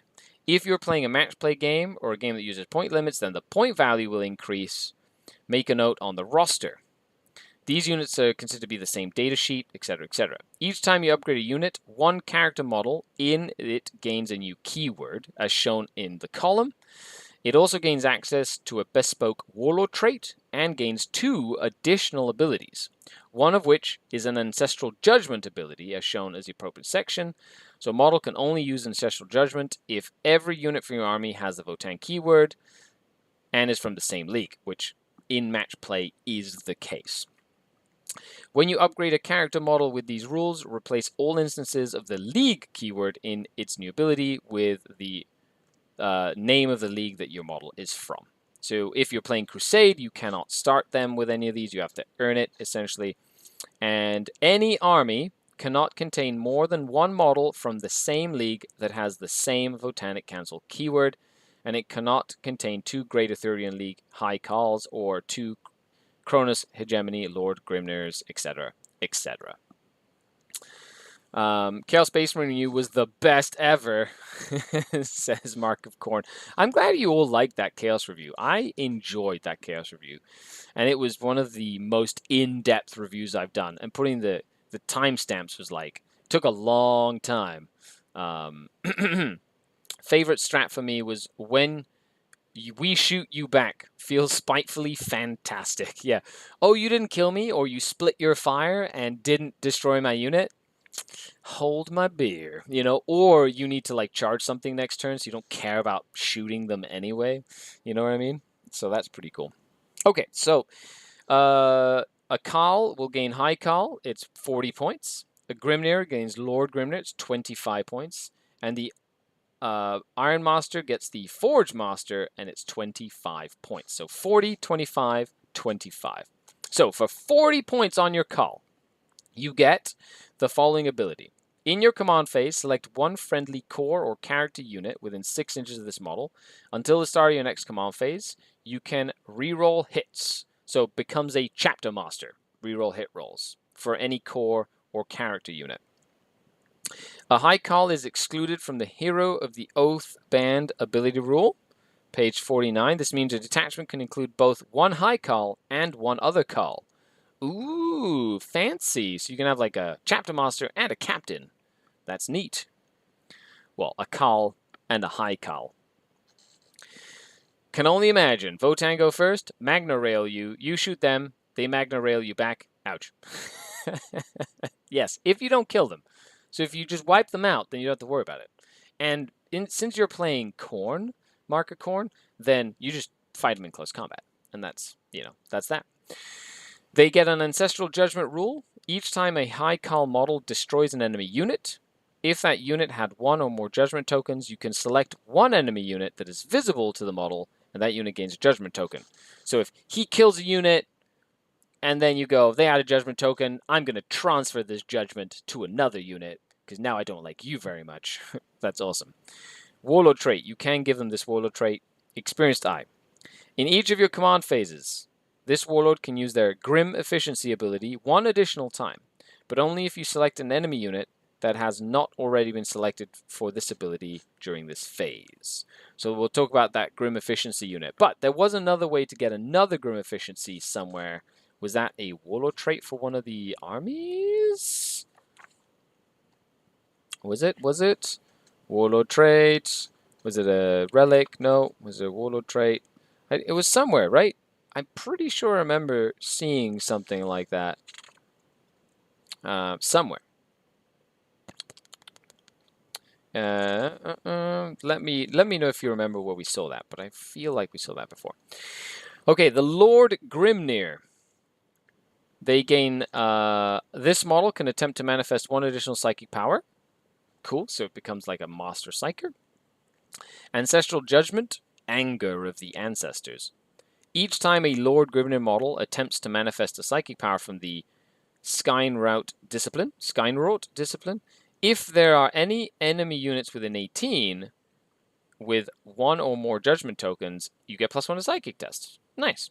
So gets better at casting Psychic powers and can cast more Psychic powers. For 25 points, that doesn't seem like a bad idea if you're going to take one of them. And then an Ancestral Power, so with a Warlord trait, adds 6 inches to the range of all Psychic powers of the Skynrot discipline that are manifested. So not Smite, just your regular discipline. Okay. Then we have the Forge Master that gains the Forge Master keyword. So once per battle round, if this model is on the battlefield, when you use a Votann Wargear stratagem, if the unit is within 6 inches of the Master, reduce the CP of that stratagem by 1. Note that the CP cost is only reduced by 1 for that use of the stratagem. Any future usages cost the normal amount of CPs. Cool, so it's -1 CP for strats that are Wargear strats. Okay, so going back to the Wargear strat, Greater Thurian has the 1 CP extra token. Ah, there you go. That's where it was. Thank you very much, Gaming Co-op. Have you been writing things down? Paying attention? How dare you? So Wargear stratagems. We're looking at Wargear strats. So that's not battle tactics, not epic deeds. So the ones here. So Concussion Blast, Ion Storm, Subterranean Explosives, Multi-Weaver, Jammers, things like that as well. The site-to-site transport could be really useful because then it costs 1 CP. Neat. So there's some cool combos you can pull off there. And their judgment is, each time a Forge Master makes an attack on an unmodified wound roll of a 6, if the target has one or more judgment tokens, that attack inflicts a number of mortal wounds on the target equal to the damage of that attack, and the attack sequence ends. If a Forge Master makes an attack with a beam weapon, this ability also applies to any intervening units that are hit by that beam and have one or more judgment tokens. That sounds incredibly strong. So, depending on what weapons he can have, but that's like any weapon. Doesn't matter if it's a relic or not. So maybe there's like a cool relic beam weapon that like does a lot of damage and does mortal wounds instead of damage. Gross. That sounds filthy. And I love it. Absolutely love it. Master Armor Warlord trait. Each time this Warlord repairs a model, it regains 3 wounds instead of D3. The model being repaired regains up to 4 wounds instead if they have a cog model as well. Cool. Once per battle round, when a saving throw is failed for a friendly League vehicle or League exo-frame model within 6, this Warlord can use this trait, and the damage is reduced to 0. So this is the thing I think most people have been talking about, combining it with the land fortresses, because you can kind of keep it near a land fortress or vehicles. They fail a save, make the damage 0 once per battle round, which is neat. But it's like Tzeentch exists, this exists, you're paying 25 points extra, you're keeping him next to your vehicles, and he does heal them very well. But everybody knows in this game, if you've played this game long enough, say it with me, focus your fire, make sure something's dead, move on, right? There should be no reason why your opponent has it left. Just if you're going to kill something, just kill it. If you can't kill it, it's probably just a waste of time trying to shoot at it. So in this case, he can heal it, he can make it like ignore damage, etc. Maybe it's the time to get some sniper rifles out. Just saying, everybody. So that is the Votannic Council. So I hope you enjoyed going through all those. Now we take a look at the relics. So the relics, they have a decent amount of relics, nothing too crazy. So 1, 2, 3, 4, 5, 6, 7, 8, 9, 10, 11, 12, 13, 14 relics. So nothing too crazy, plus like the 1 relic per faction or per league or whatever. And we'll kind of fire through these real quick. I'll give a general synopsis of what the relic does, rather than like reading word for word, because a lot of relics do very similar things in different books, and it's more about the effect of the relic rather than like the precise wording of what you get. So, Aktol's Fortress. You give it to a shield crest model, start of the fight phase, pick an enemy within 3, and they fight last. So, fight last relic within 3, very similar to the Vexator Mask for the Drukhari. Ancestral Crest. So, give it to someone once per battle. If the bearer uses an Epic Deed strat, costs 0 CP. Once per battle, after making a hit roll, wound roll, or saving throw for the bearer, you can change the result for 6. And for any rule purposes, this counts as a modified 6. So once per battle, change something to a 6. Very cool. If an enemy unit destroys the bearer, roll a d6 at the end of the phase. On a 2 to 5, the enemy unit suffers d3 mortal wounds. On a 6, they take 3. So, can use Epic Deed. Can make a saving throw a 6 or a hit roll or wound roll a 6 if you need. And when they die, they do mortal wounds to something that killed them in close combat. Oh no. If an enemy destroys the bearer. That's not in close combat. That's just even if they shoot you to death, they just take damage. Neat. The Exactor.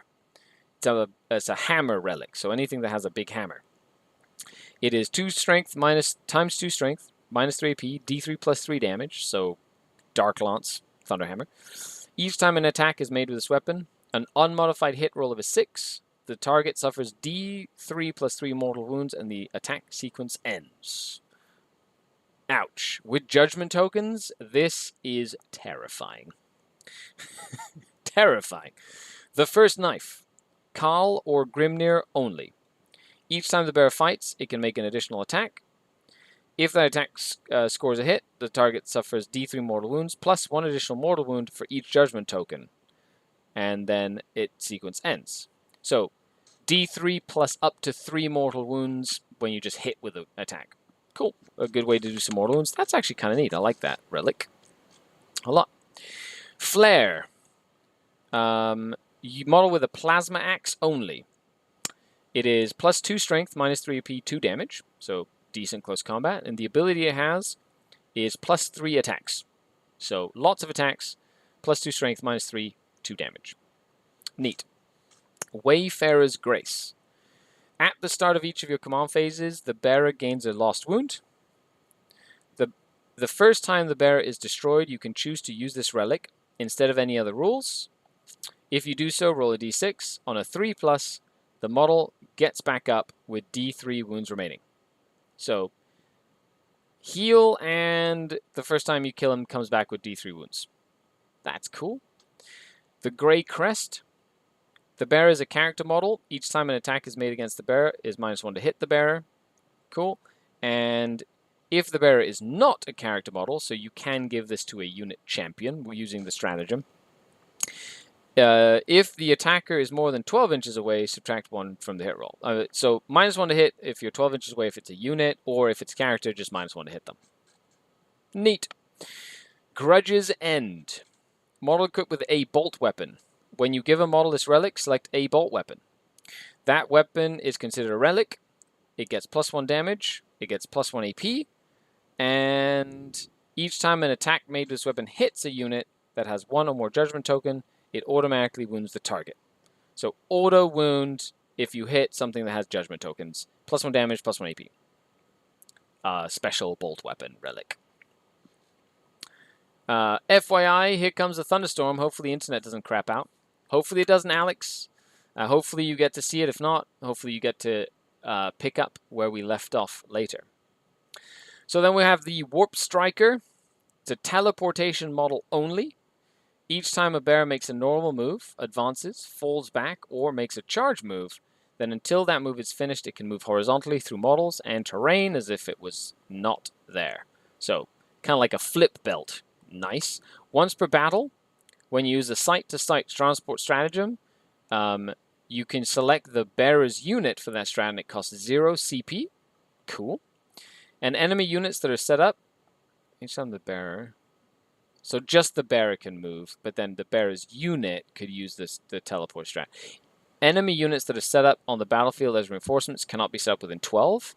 So there's your get back from the dead with the Grace. 12-inch denial against demons or things that deep strike with that relic there. That's neat. Lol, little dwarves flipping over tall buildings. I can just picture it. Yeah, exactly. The Hearth Fist. Model equipped with a Mass Gauntlet or Concussion Gauntlet. This relic replaces it. It is a +4 strength, -3 AP, 3 damage, so like a Thunderhammer. Each time an attack is made by this weapon, allocated to a model in a unit that has 1 or more judgment tokens, that attack has damage of 4. So it becomes 4 damage if you're attacking something that has judgment. Neat. The Murmuring Stave. Grimnir model only. The bearer knows 1 additional psychic power. You can combine that with the cost an additional psychic power, which is really neat. In your psychic phase, you can attempt to perform a psychic action and then still attempt to manifest a psychic power. Very useful for scoring points. So, do a psychic action and still cost powers? Boom! You have that in here too. And the trend of we have every rule you want and then some continues with this book. It's not a bad thing. It's just cool that they have everything. The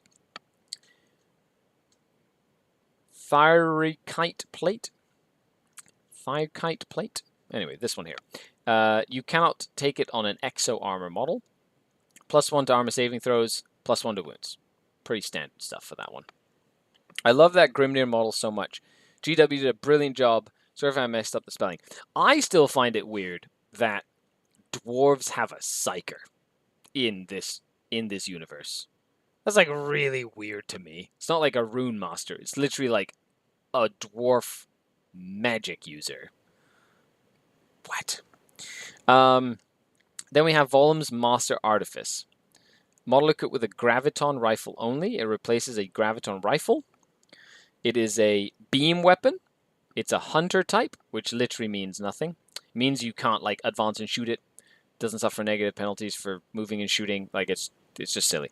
It's 3 shots, 18 inches, strength 5, minus 3, 2 damage. Each time an attack is made with this weapon, if it's allocated to a model with a save of 3 or better, it does 3 damage instead. Neat. And I wonder if that's one of the weapons you can do the whole shoot and do mortal wounds instead of damage to, right? So that would be pretty cool if it is. Last but not least, we have Yma's Shield. Yma's Shield. Get it? It is for the Ymir champion only. Once per battle round, when a saving throw is failed for the bearer can use the relic, and the damage is reduced to 0. Each time the bearer uses this relic, roll a d6 on a 5+. If every model from your army has the Votann keyword, and it is from the same league, the unit that made the attack gains a judgment token. So, he makes a save, they take a judgment token. Hey, why are you shooting me for? Exactly. And that's all the relics. So decent relics. There's a couple in there that I really like. The super hammer that does 1,000,000 mortal wounds is really scary. And the knife is not bad to do more mortal wounds. I really like the Psyker one. And I think the next best one is... I don't know. I kind of really like the Warp Striker one. But I think you're going to see that mortal wound hammer a lot. Okay, Warlord traits. There are 6 of them. So, Ancestral Bearing, Warlord trait, 3 extra range on abilities, extra range on auras. 3 inches extra. Cool. Very standard stuff. That's a mechanic we see all the time in Warhammer 40,000. Warrior Lord. Reroll wound rolls for the Warlord. And if you allocate an attack, and the enemy units cannot use any rules to ignore wounds. So no feel, no pains against it, and you get to reroll wound rolls. Hey, thank you so much for the super chat, Mark Corn. Really, really appreciate it. Thank you again, Skari, for the time, energy, personality, and honesty with which you do these reviews. World Eaters, soon. I'm very excited. With the releases, we got Astra Militarum coming up soon. We got World Eaters coming up. At least they put it in that timeline. Is anything going to change? Who knows? It's GW, and, we'll see what happens. But I really appreciate it. Thank you so much, Mark Corn, for the super chat. These go a long way to help me create more content, so I appreciate it. A long list, number 3. Each time this warlord makes a ranged attack, the target does not have light cover. Cool. Each time you select a target for the warlord's ranged weapons, you can exort Lookout, sir, for a unit that has 1 or more judgment tokens. So you can shoot. He becomes a sniper if he doesn't like you. That is awesome. At the end of each phase, if any enemy units with judgment tokens were destroyed during that phase by a league unit from your army, select 1 enemy unit that is visible to this warlord, and that unit gets judgment token. That's powerful. That's like that unit over there, like way over there. They killed the unit with the judgment token, so my warlord can see that unit there, so they gain a judgment token. That's neat, actually. Yeah, I have no idea when any of this Astra stuff is going to come out or anything like that. Guild Affiliate. In your command phase, you can select a core unit within 6, and until your next command phase, they gain objective secured. If they're already OBSEC, they count as an additional model. OBSEC, double OBSEC. Always a good thing to have. Unrelenting Toil is an aura. Core unit within 6 can do actions and shoot. Neat. Grim Demeanor aura. Core unit within 6 can ignore modifiers to leadership and ignore modifiers to combat attrition. Pooh. Why? Why do they keep on putting stuff like that in there? Like, nobody takes it. When do you ever see people take that? I don't see anybody taking that stuff. I like a long list. That's my favorite. And I love this one, a Warrior Lord, to ignore feel no pains. I think that one's really good. I think those are the best ones in my opinion. And objective secured. I think I could see myself using those. But there's some other really good Warlord traits all over the place. So you're going to have a good choice of Warlord traits to go by. Okay, Skynwrought Discipline. Interface Echo. Blessing. Value of 5. Gain a command point. Neat. Fortify. Blessing. Charge of 6. Select a core or character unit within 12. And they get +1 toughness. And a 6-up feel no pain. That's a good stratagem. The command point one alone is fantastic because you're going to use stratagems a lot with this book. Fortify, +1 toughness, 6 up feel no pain for character or core. Good. Ancestral Wrath. It's a Witchfire, value of 6. Enemy unit within 18, invisible. Roll 3 dice. If the enemy unit contains 11 or more models, roll 6 dice instead. Add 1 to the result if that enemy unit has 1 or more judgment tokens. For each 4+, the enemy unit suffers a mortal wound. So if they have a judgment, it's on 3s. If they don't, it's on 4s. And it's visible. So you can pick a character or something like, and it's like the chaos one. Roll 3 dice for every 4+, you take a mortal. Pretty much that, but it's boosted by having judgment tokens. And if it's a bigger unit, it can do more damage, which is pretty neat. Judge Pyre. Witchfire, value of 4. Select one enemy unit that is not a vehicle, monster, or character within 18 and visible. Roll 2d6 and add the number of judgment tokens that are next to the unit. If the result is greater than the unmodified leadership of that unit, one model just dies.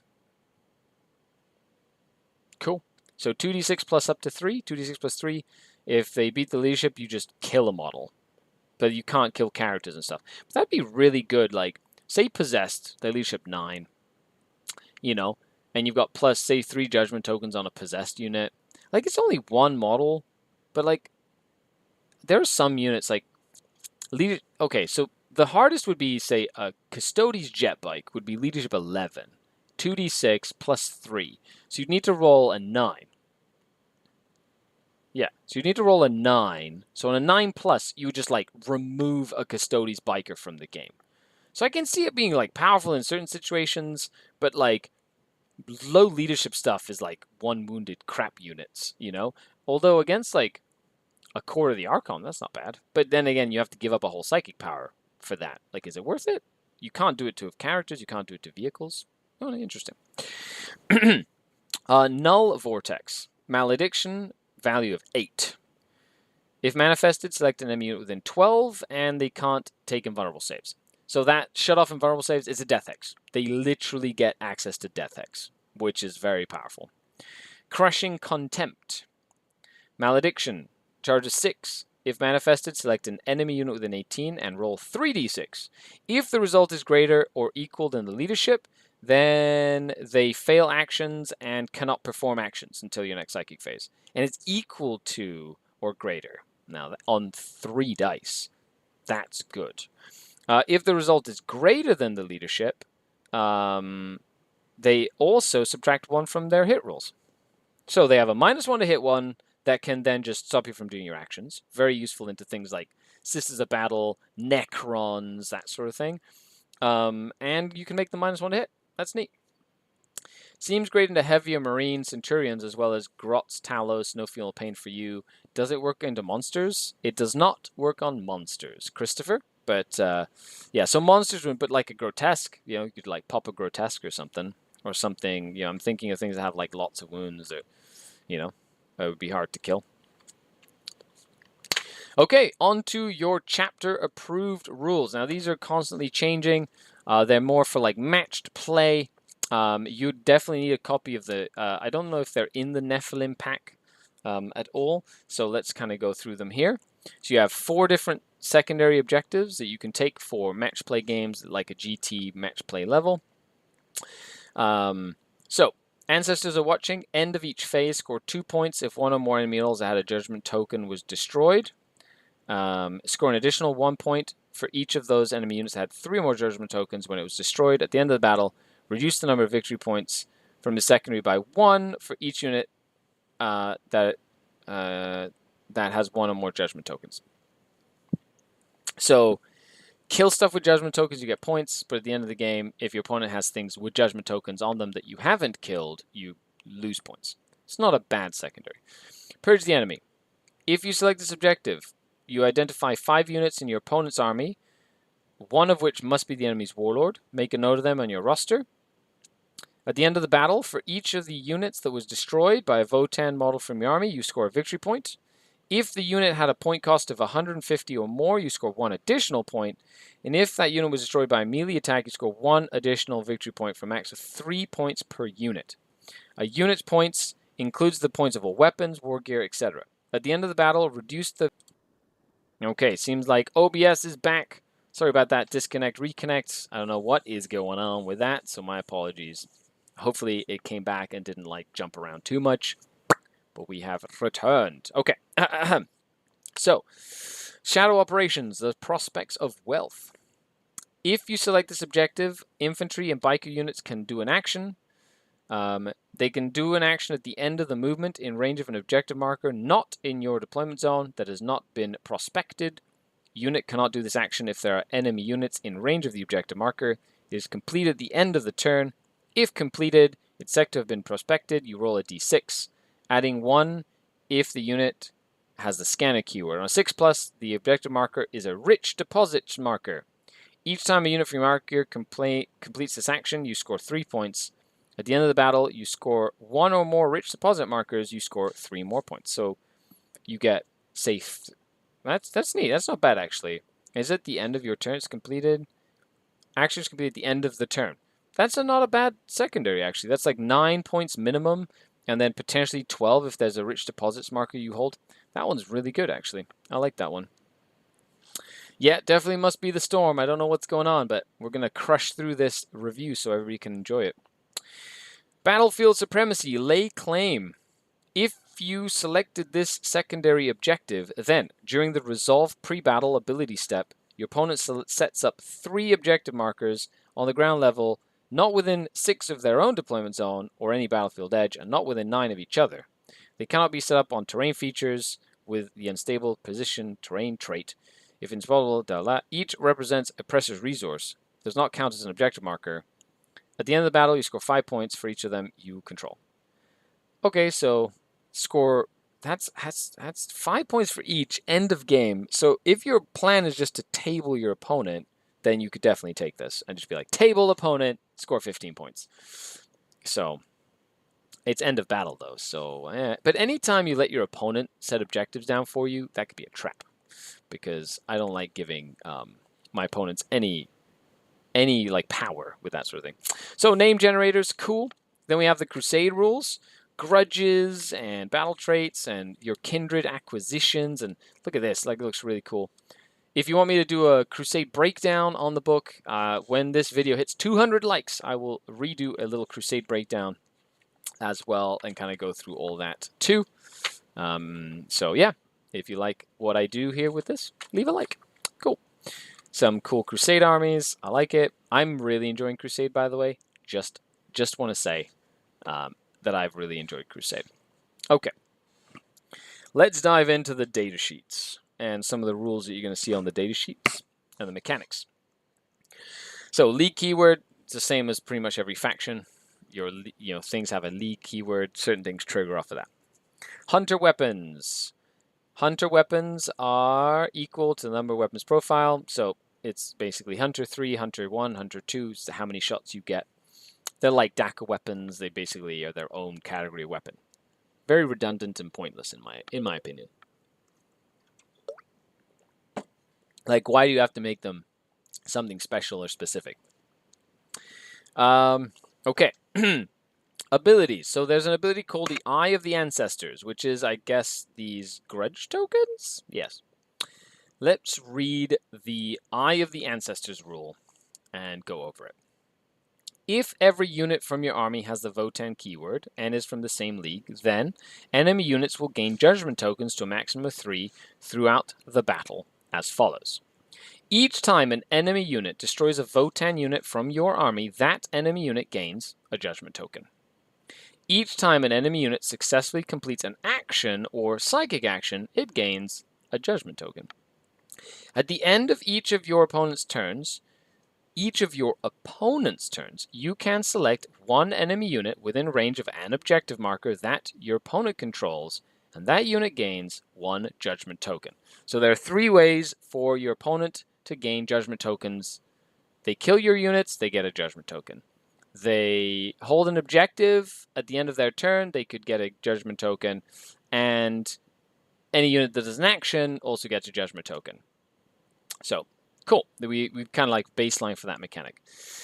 If a unit with any judgment tokens is removed from the battlefield, it becomes embarked on a transport, it's entering strategic reserves, make a note of how many judgment tokens it had when it was removed, and it's set up, they get that many judgment tokens.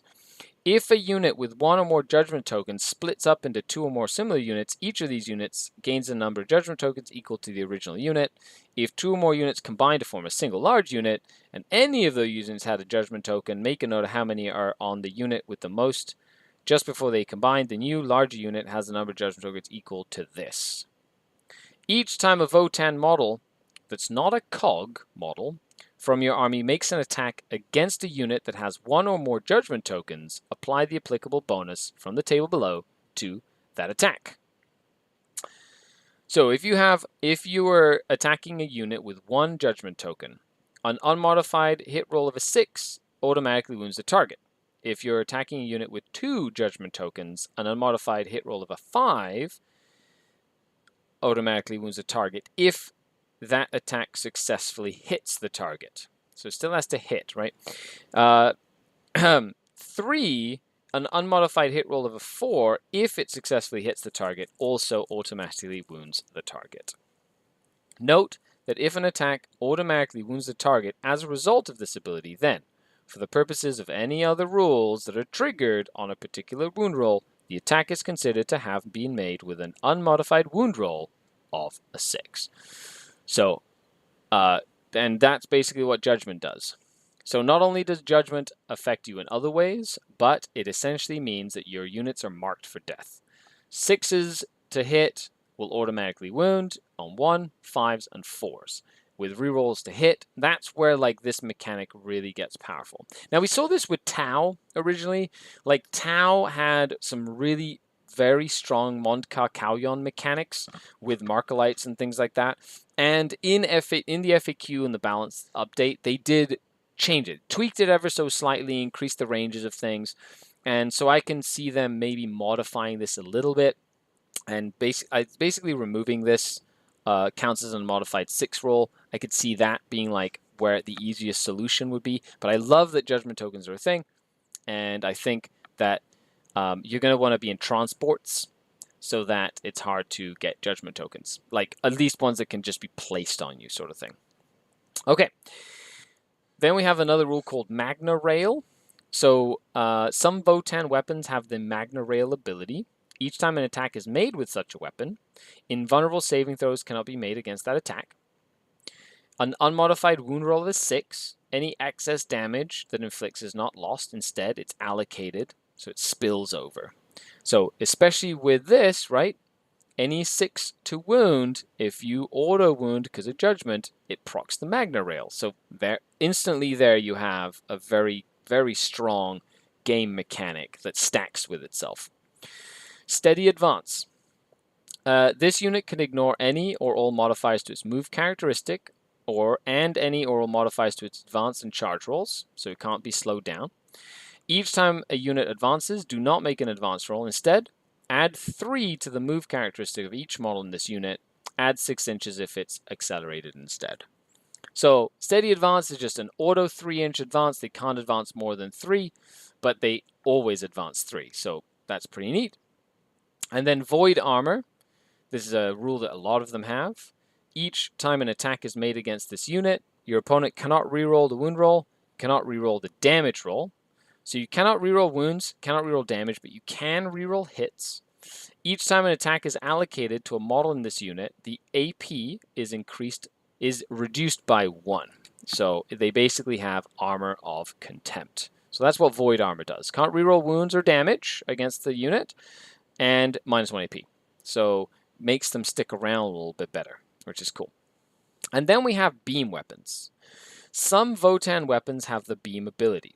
Each time an attack is made with a weapon, if a hit is scored, draw a line between the closest point of this model's base or hull and that of the closest model in the target unit. Make 1 wound roll against the target unit and each other unit this line passes over, excluding units that are not eligible to be targeted by this weapon when the targets were selected. So you cannot hit characters. I was talking about that earlier. this specifically disallows you from doing it to units that you couldn't normally target. So you can't hit a lookout-sir character with that and kill them. Okay. When a vehicle model makes an attack with a beam weapon that targets an enemy unit in engagement range of it, the attack is only resolved against that unit, cannot hit any other unit. So just showing, right? So here it has unit B, which is a character, right? So B as a character cannot be hit, but you can hit the 2 other things, and then here you hit all 3 different units. Neat. But if they all have judgment tokens and you do some Magna Rail beam, I don't know if Magna Rails can be beam, but like beam weapons, and they do lots of mortal wounds and shenanigans like that. So very strong mechanic. And with that, we dive into the unit entries. So the unit entries themselves, brand new units into the book itself.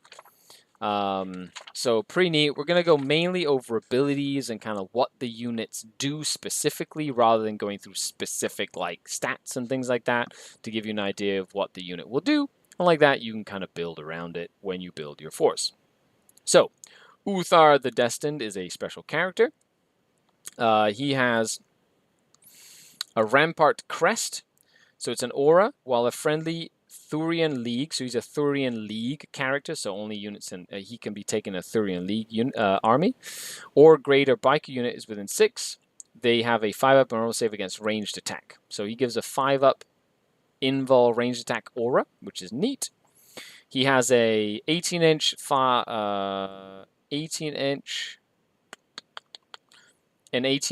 strength 5 gun, and he's got a 2 damage weapon that does mortal wounds instead of normal damage, or 3 mortal wounds instead of normal damage on a 6 to hit.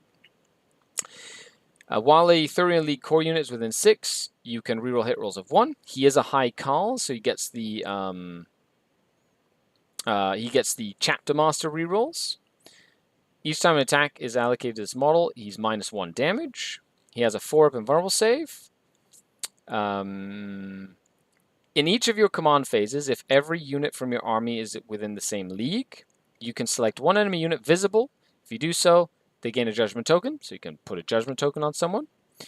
Once per battle round, when you make a hit roll, wound roll, damage roll, saving roll for this model, or a friendly league unit within 6, you can change the result to a 6.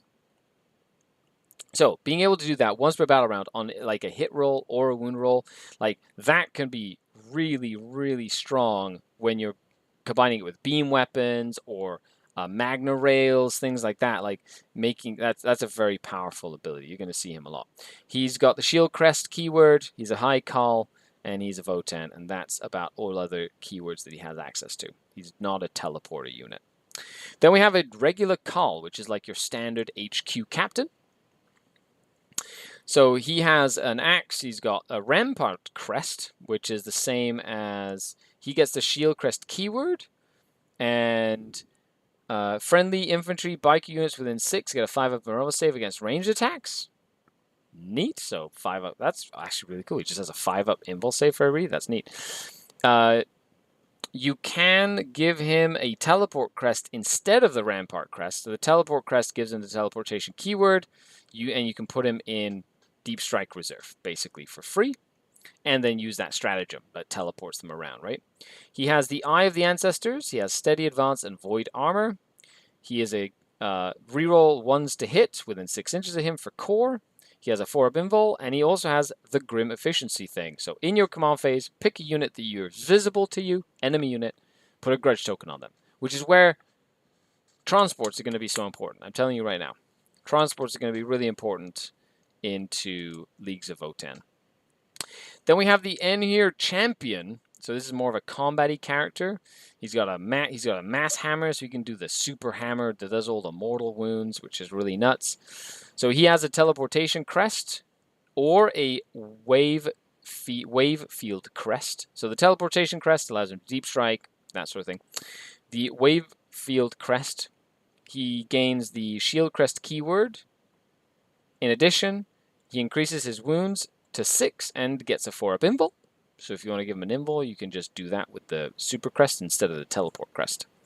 Eye of the Ancestors, Steady Advance, Void Armor. He has a 2-up save. He has 5 wounds, like a little tanky character. He has a rule called Mass Driver Accelerators. Each time this model ends a charge move, select an enemy unit within engagement range and roll a d6. If the result is an unmodified 6, or if it equals or beats the highest toughness characteristic in that enemy unit, they take d3 mortal, so he does like impact hits. Neat. He does have an aura, while friendly League Hearthguard units are within 6. Each time they make an attack, reroll wound rolls of 1, so he's like a lieutenant, like a Space Marine lieutenant for Hearthguard units specifically. Exo armor, and he has -1 damage, and he has a ram shield. Each time a melee attack is made against this model, -1 to wound. So he's -1 to wound in combat, he's -1 damage, he gets reroll 1s to wound aura, and he can do mortal wounds when he charges, and he has a mass hammer, which has access to that relic mass hammer that does a stupid amount of mortal wounds, which is neat. Okay. Then we have Grimnir, who's the Psyker character. Now, he's pretty cool. So he has Eye of the Ancestor, Steady Advance, and he also has Void Armor, but he only has a 4-up save, and he only has 4 wounds. Like, he's not a lot of wounds. He does have a 4-up invulnerable save. He does have an aura, so called Regard. Core units within 6 inches add 1 to combat attrition tests. Sure. Corv support. Each time a unit suffers a Perils of the Warp, if it contains 1 or more Corv models, one of those models is destroyed and the Perils is ignored. Nice. The destruction of a Corv model is ignored for morale tests. Neat. You can manifest 2 psychic powers and deny 2. You know, Smite and 2 from the Skein Route Discipline. That's kind of neat. Lots of cool options there. Pretty straightforward. It's a Psyker. Cool abilities. Nice. Then we have the Iron Master. This is the guy that can be upgraded to be like stupidly good and make his stuff really durable and things like that. He has 4 wounds. He has a bunch of like little models that can come with him basically. He's only 4 wounds with a 4-up save though. So like, you know, if you've got like Reaver Jet Bikes or Hellions or something that can like do mortal wounds to a unit, like, you know, or snipe a character or whatever, I feel like you should be able to kill these characters. They're not unkillable. Multi-spectral visor. He does have Eye, Steady, and Void Armor as well. Standard stuff there. In your command phase, if this unit contains a Iron Master model, you can select 1 friendly core or vehicle unit within 9. You can get +1 to hit. So this is like your Tech Marine Awakened Machine Spirit, +1 to hit for a vehicle. Pretty standard stuff. The guild rule, at the end of your movement phase, repair 1 vehicle or exoframe model. Oh, he can repair this dude? Is that an exoframe? No, that's just an exo armor. Okay, good. Whew. Doesn't have the exoframe keyword. Close, but no cigar. That model regains D3 lost wounds. Nice. While this unit contains an Ironkin assistant, you can perform actions even if you have advanced. You can shoot without the action failing. Neat. ECOG support. Each time the unit uses the guild ability to heal, it gains 1 additional lost wound. So it's D3 + 1 if you have the ECOG support. And ECOGs are done. So what is he equipped with? He's equipped with a Graviton rifle, which is 2 damage, or 3 damage against damage 3. Remember the whole like mortal woundy thing that he could do and stuff, right? Like doing mortals instead of hitting or whatnot. So that's your HQs. Like, it's nothing crazy. You've got like buff character, captainy support, you got punchy character guy, you've got psyker dude that has like cool psychic powers, and you've got like Healy dude that can do actions and stuff and like makes your vehicles really hard to kill. All in all, pretty straightforward stuff. Then in the troop slots, we have the Hearthkin Warriors. It's the only troop they have. It goes from 10 to 20 models. They're T4. They have a 4-up save, but they do have Void Armor. But it's a 4-up save. Hit on 3s, wound on 3s, or Weapon Skill 3, Ballistic 3. They have Strength 4. They have a bolt. They equip with a bolt pistol, bolter, and concussion grenades. So their bolter is 2 shots at 24 inches. Strength 4 -1. That's it. Now, the key here is all their weapons that you can give them. Like, look at this. It's just like so many weapons. Nuts is what that is. So you can give all the models in the unit a ion blaster. So the Ion Blaster is an ion weapon. It's one shot at 18 inches, strength 5 minus 2 damage. You could do a whole unit of those. Remember, those do the ion rules, I'm assuming. Yep. They are a concussion unit. So they can, being a concussion unit means that when they shoot, they can pick a unit to like deny Overwatch. That's neat. You can select 2 options from the following list. One can have a last rifle, one can have a rocket launcher, or sorry, 2 can have last rifle, 2 can have missile launcher, 2 can have plasma beamer, 2 can have Magna rail rifles. You can have 4 Magna rail rifles in a unit of 20. Magna rail rifle, 24, one shot, strength 9 minus 4, D3 plus 3. Because it's D3 plus 3 and it ignores invulnerable saves, on a 6 to wound, it'll do D3 plus 3 damage. If you have 2 of them per unit, that's each unit. If you're shooting a judgment token unit, it's 4's auto wound, ignoring invuls, it's AP 4. You're literally just doing 6 plus 2d3 damage to a unit. Oh, that is a lot of damage. Then again, I play Dark Eldar. You shoot me with a Spitwad, and my unit dies. So this is more like heavy into some of the other bigger, tougher armies that we're seeing. Maybe we'll see the return of MSU, especially if like an enemy unit can just kill stuff. Just have a bunch of small units. You know what I mean? If this unit contains 20 models, you can also select 2 different options for the following list. So 10 models, 20 models, so you can have double up on the special weapons. 3 different warriors can have either a medipack, a comms array, or a spectral scanner. Cool. So medipack gives you the medikit, and once per turn, the first saving throw is failed is damage 0. So neat, and you can use that strat to bring D3 models back. The comms array gives you the comms keyword, and while you're within 24 of the Khal model, you're within range of the Kindred's hero, so reroll 1s to hit within 24. Neat. And the scanner gives you the scanner keyword, and you can ignore light cover. Not dense cover, but you can ignore light cover. And this unit's Thane has a 4-up invulnerable save because of his crest. But everybody else will have a 5-up invul next to the Khan anyway. Neat. That's cool. Little troop unit of dwarves, but they're 1 wound with a 4-up save. Like, they do a crap ton of damage, but they will die. They will die. Like anything else in this game. They will die. Like, a 4-up save is just a 4-up save. Okay, then we have the Hearthguard. Oh my goodness. My back is killing me here. Let's take a little stretch break. Oh my god, my lower back is murder. I hope everybody's having a good time watching and listening. I hope you're having a good time. Like, share, subscribe. Tell people about this amazing breakdown.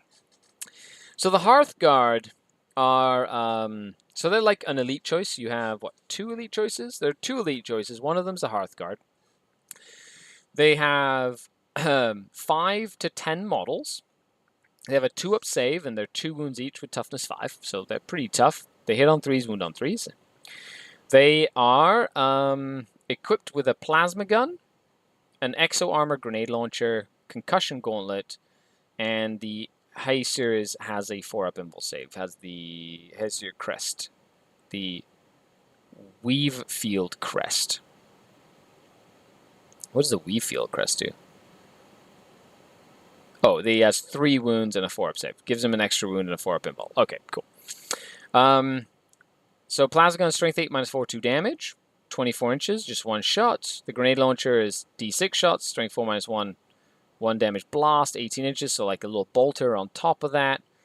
And concussion gauntlet, which is plus 3 strength, so strength 8 minus 2, 2 damage, with 2 attacks each. So, okay, decent, like a little tanky unit, sure. You can change it to a teleport crest if you want them to teleport. They are exo armor. And all models can have their plasma gun replaced with a vulcanite disintegrator. Unmodified hit rolls of 6 inflict a mortal wound. Cool. So that's Hunter 3. Neat. So you can have a bunch of little shots that do mortals. All the models can have their concussion gauntlet replaced with one plasma blade gauntlet. Plasma blade is +1 strength, -3, 1 damage, and an additional attack instead of the 2. And then the Hessiers, so the Sergeant's Gauntlet or Plasma Blade can be replaced with a Concussion Hammer, which is like it's a Thunder Hammer with no -1 to... Oh, it is got -1 to hit. Okay. And the Weaver Field Crest. So pretty standard stuff. It's like a unit of Terminators, but they're only 2 wounds each. So like 2 damage weapons will do a lot of work into them. Cody, I'm having a good time. Awesome, Cody. Thanks for coming to hang out. Thanks for the comment as well. Okay, then this is a unit. The next one is the Chthonian Berserkers. They're the ones that everybody's talking about. So they're 5 to 10 in the unit. They have 3 attack space. They only have a 6-up save. They are core, so they could have a 5-up impulse save next to a con, of course. They have access to the Maul Grenade Launcher for the fight last. They have basically a concussion maul, so 2 times strength -3, 3 damage. -1 to hit. So they'd hit on 4s. They have strength 10, 3 damage, but lots of attacks, right? So that's the big thing. They can reroll hit rolls. You know, if they're hitting something with judgment tokens, they just kill you. They only have 2 wounds though, so you know it's not they're 2 wounds. And they could have concussion moles if you want to do that instead of the heavy plasma axe. Oh, the axe is pretty cool. It can do sweeps or hits. Neat. So 2 damage or 1 damage or the moles. So whatever. You can just do whatever you want with them. Yeah, makes sense. Augment. So on a... Oh, okay. So they get a 4-up Feel No Pain against damage 1 stuff and a 5-up Feel No Pain against damage more than 1 stuff. So they can ignore damage. Neat. And they can reroll charge rolls, and if they die, if they haven't fought, they fight in death. So fight in death, reroll charge rolls, and they have a Feel No Pain, but they have a 6-up save and 2 wounds. I think the biggest thing is they're in a transport that's really hard to kill. So until they've committed to the table, you're not really going to be able to get to them, right? And they've got lots of attacks, they can reroll hit rolls, and they're relatively cheap for a 5-man unit. To be honest, like, it's not terrible. Like, they're going to kill a bunch of stuff, but, like, you know, possessed kills stuff too. Like, it's not like they don't kill things. Then we have the Harkin Pioneers, which are the bikers. So you get 3 to 6 Pioneers. They're really cool because they've got the Harkin Pioneers. They are Pioneers, which means they're OPSEC, right? They have a rule called Ranged Outriders. So before the first turn starts, they can move 12 inches. So they get a pre-game move. It's 12 inches, which is really neat. And they have a bolt revolver and a bolt shotgun and a Magna Coil autocannon. So they've got quite a few different guns. So bolt revolver, strength 5 AP1, 1 shot. Bolt shotgun, 2 shots, strength 5 AP1. The Magna Coil autocannon is 3 shots. It's a 3-shot autocannon, 24, right? Which is neat. So they get some more. They have lots of guns, and they've got concussion grenades, which is a strength 5 -1 grenade. For every 3 models in the unit, 1 can have a rotary cannon, an ion beamer. So a rotary cannon is 9 shot strength 6 -2, so it's like a Gatling cannon. Or a ion beamer, which is 2 shots beam, strength 7 -2, 2 damage. So for every 3, you can have 1 beam. So you can have 2 in a big unit of 6.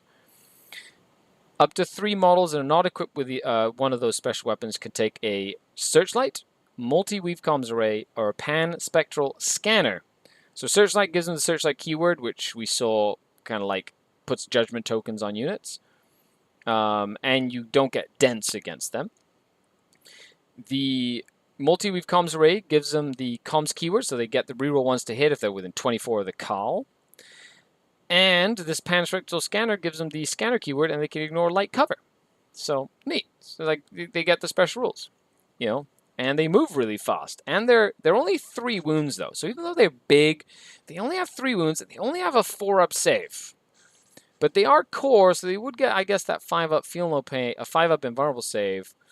You know, they could be toughness 6 in one of their leagues. Like, they do a lot of damage, but they're not, like, super unkillable, right, when you look at their profile. Prankster says they'll be in every list. You'll need to figure out how to deal with them all the time. Yes, the Pioneers are fantastic, but they're only 3 wounds. I can already see, like, my Archon just walking up to them and stabbing them with a Jin blade. And then they're dead. So then we have the Sagittor. So this is another fast attack slot. You can fast attack slot, which means you can only ever have 3 of them in a list. They are not a dedicated transport, which also means you can take them by themselves with no upgrades. So Sagittor, oh, they come in units, do they? Here I am being like, yeah, you can't spam them. Wait, they can come in units? The F? Oh dear, sometimes I wonder what Games Workshop design team smokes in the back corner of the design studio. Okay, so so they're equipped with a last beam cannon and twin bolt cannon. So last beam cannon is a 2-shot beam weapon, strength 9 minus 3 d6 damage. For good measure, any number of models can have their last beam cannon replaced with a missile launcher, an autocannon, or a Sagittor missile launcher. So missile launcher is basically like frag or crack, pretty much. An autocannon is what they have, but it's 6 shots, so 6 strength 7, AP2, 2 damage shots, or you can keep your beam cannon. And then the twin bolt cannon is 6 shots, strength 6 minus 2, 2 damage. Nice. So if you do with autocannon, you could have 12 strength 6 or 7 minus 2, 2 damage shots. Oh, I like that option. That's a cool option. Eye of the Ancestor, Steady Advance, and Void Armor, which is really neat as well. Ginger Plum says, I said so. Some of the book is OP. It's not broken, but it does need toning down or tweaking. 100%. I agree, Ginger. I agree. Mounted Assault. If this unit contains 2 models, then before the battle, at the start of the Declare Reserves and Transport step of the mission sequence, you can select a Hearthkin Warriors or Berserker unit that contains 10 models. If you do, that unit is split into 2 units, each containing 5 models, and each must start the battle embarked in one of these 2 Sagittor models. If you're playing a Crusade mission, the split unit does not apply to infantry units that split using ability if has any battle honors or battle scars. Both its split units count as having both battle honors and scars. You need to take out of action tests if both units are killed. Okay. I love that they have a Crusade rule literally in the unit option. So this is neat. So you take a unit of 2 Sagittors. It gives you the ability to split your 10-man units into 2 units of 5 because you have to put 1, 5, and 5 in each of the different units. I like that. I think that is really cool. However, it doesn't split the Sagittor unit. So that unit of transports is still a single unit of transports. Now, they are toughness 7 with 9 wounds and a 3-up save. So they're about the durability of a Rhino. Like, they can become toughness 8, but if you do that, you don't get access to a bunch of the other stuff that's really cool. So they're like they're a 9-wounded Rhino. You know, they're nothing crazy. They have a lot of shots, though, and they do move 12, so they're pretty fast. The Sagittor Squadron, if it contains 2 models... Oh, okay, never mind. I will eat my words. Right there. Each model operates independently as treated a separate unit. Well, there you go. Fair enough. If it has 2 models. They can set up within 6, and then they count as a individual unit. Well, fair enough, then. If it's destroyed, it explodes a D6.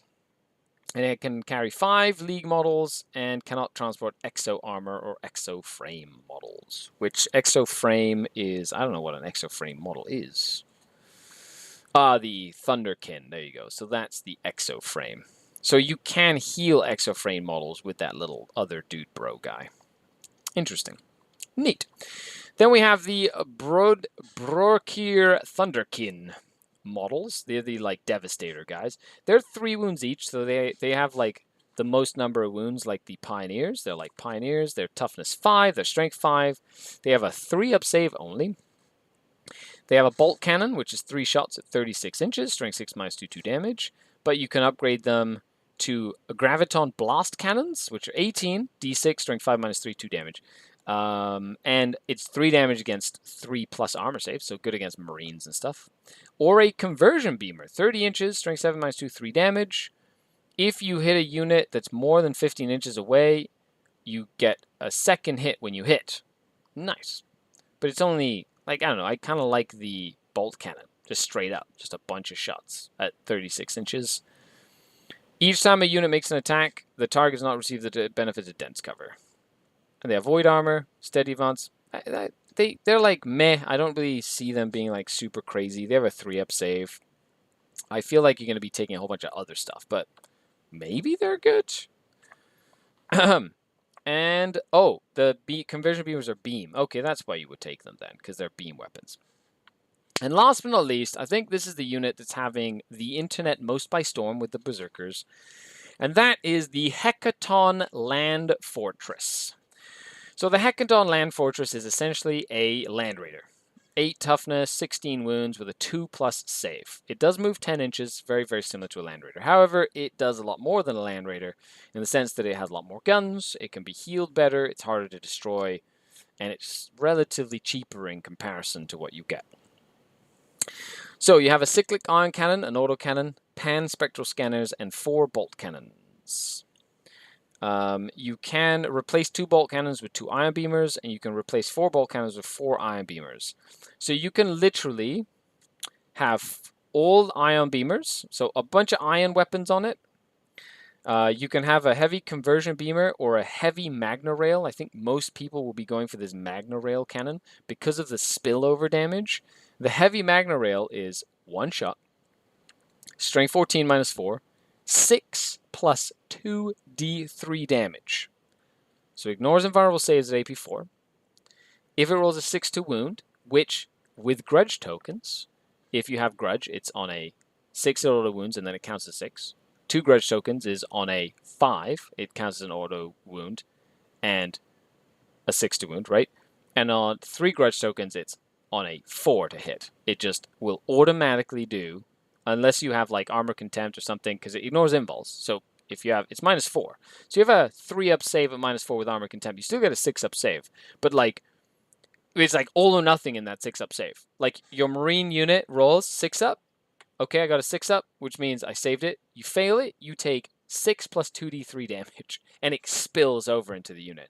I think that's the thing that most people are really focusing on, is the ability to do a lot of damage like that. Now, I have played many games of Age of Sigmar, and damage spills over in Age of Sigmar, so it's not a new concept for anybody who's played Age of Sigmar before. High damage weapons will kill more models in a unit. And so it's interesting to see them bring that mechanic into Warhammer 40,000, right? So we'll see kind of how it goes. To be honest, the simplest solution to something like this is an auto wound with grudge does not count as a 6 to wound, right? Like that would probably make the most sense, or something like that, right? Cool.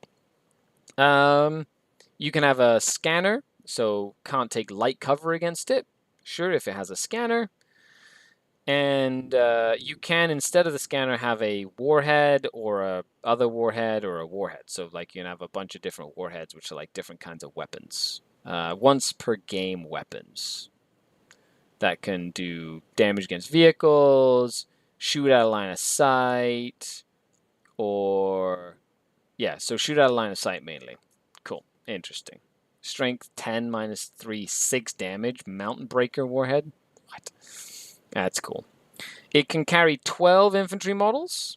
It can carry exo armor models and exo frame models. So it can actually carry a variety of different units. And all for very, very cheap point cost. Now, of course, make sure you check out the point costs that Games Workshop puts out. They update these effectively. So by the time you watch this video, it might not be accurate, but check them out. Well, folks, that brings us to the end of the Leagues of Votann live review here on SkaredCast. I hope you really enjoyed the review. So, here's the thing. Leagues of Votann have been a very controversial pick, or like new release for the game of Warhammer 40,000. So I want you to let me know down below how much it affects you personally. Like, do you subscribe to all of the doom and gloom that people have been talking about it? And I feel it's coming mainly from the competitive side of things. I read this book. It does seem very powerful. That mechanic is incredibly strong. However, I can see you playing with your friends or playing a crusade match with your buddies and having an absolute fun time playing against an army of dwarves that hasn't been in the faction for or in the game for many years, with rule mechanics that make them feel like angry, bitter dwarves. And in my opinion, that's a good thing. You know, and by the time you get to an event, you might never actually play them until you go to an event and then they play. But let me know what mechanic you like the most. How does it affect you personally, and what or not, and things like that as well. So Prankster says, am I painting the box set as well? I am not. I actually gave the box set to the Mountain at Mini Wargaming, Mountain Miniature Wargames Mountain, so that he can paint them up, because he's got the set as well that Mini Wargaming got. So he's going to paint up 2 sets, and then we'll have a decent number of Votann models, all in the same color scheme, that we can then play games with. So that'll be really fun. Anyway, I really appreciate all of you coming down to hang out with me. I have been Skari, your grateful host. A huge shout out to the channel Patreons and the channel members, without whom I couldn't do what I do.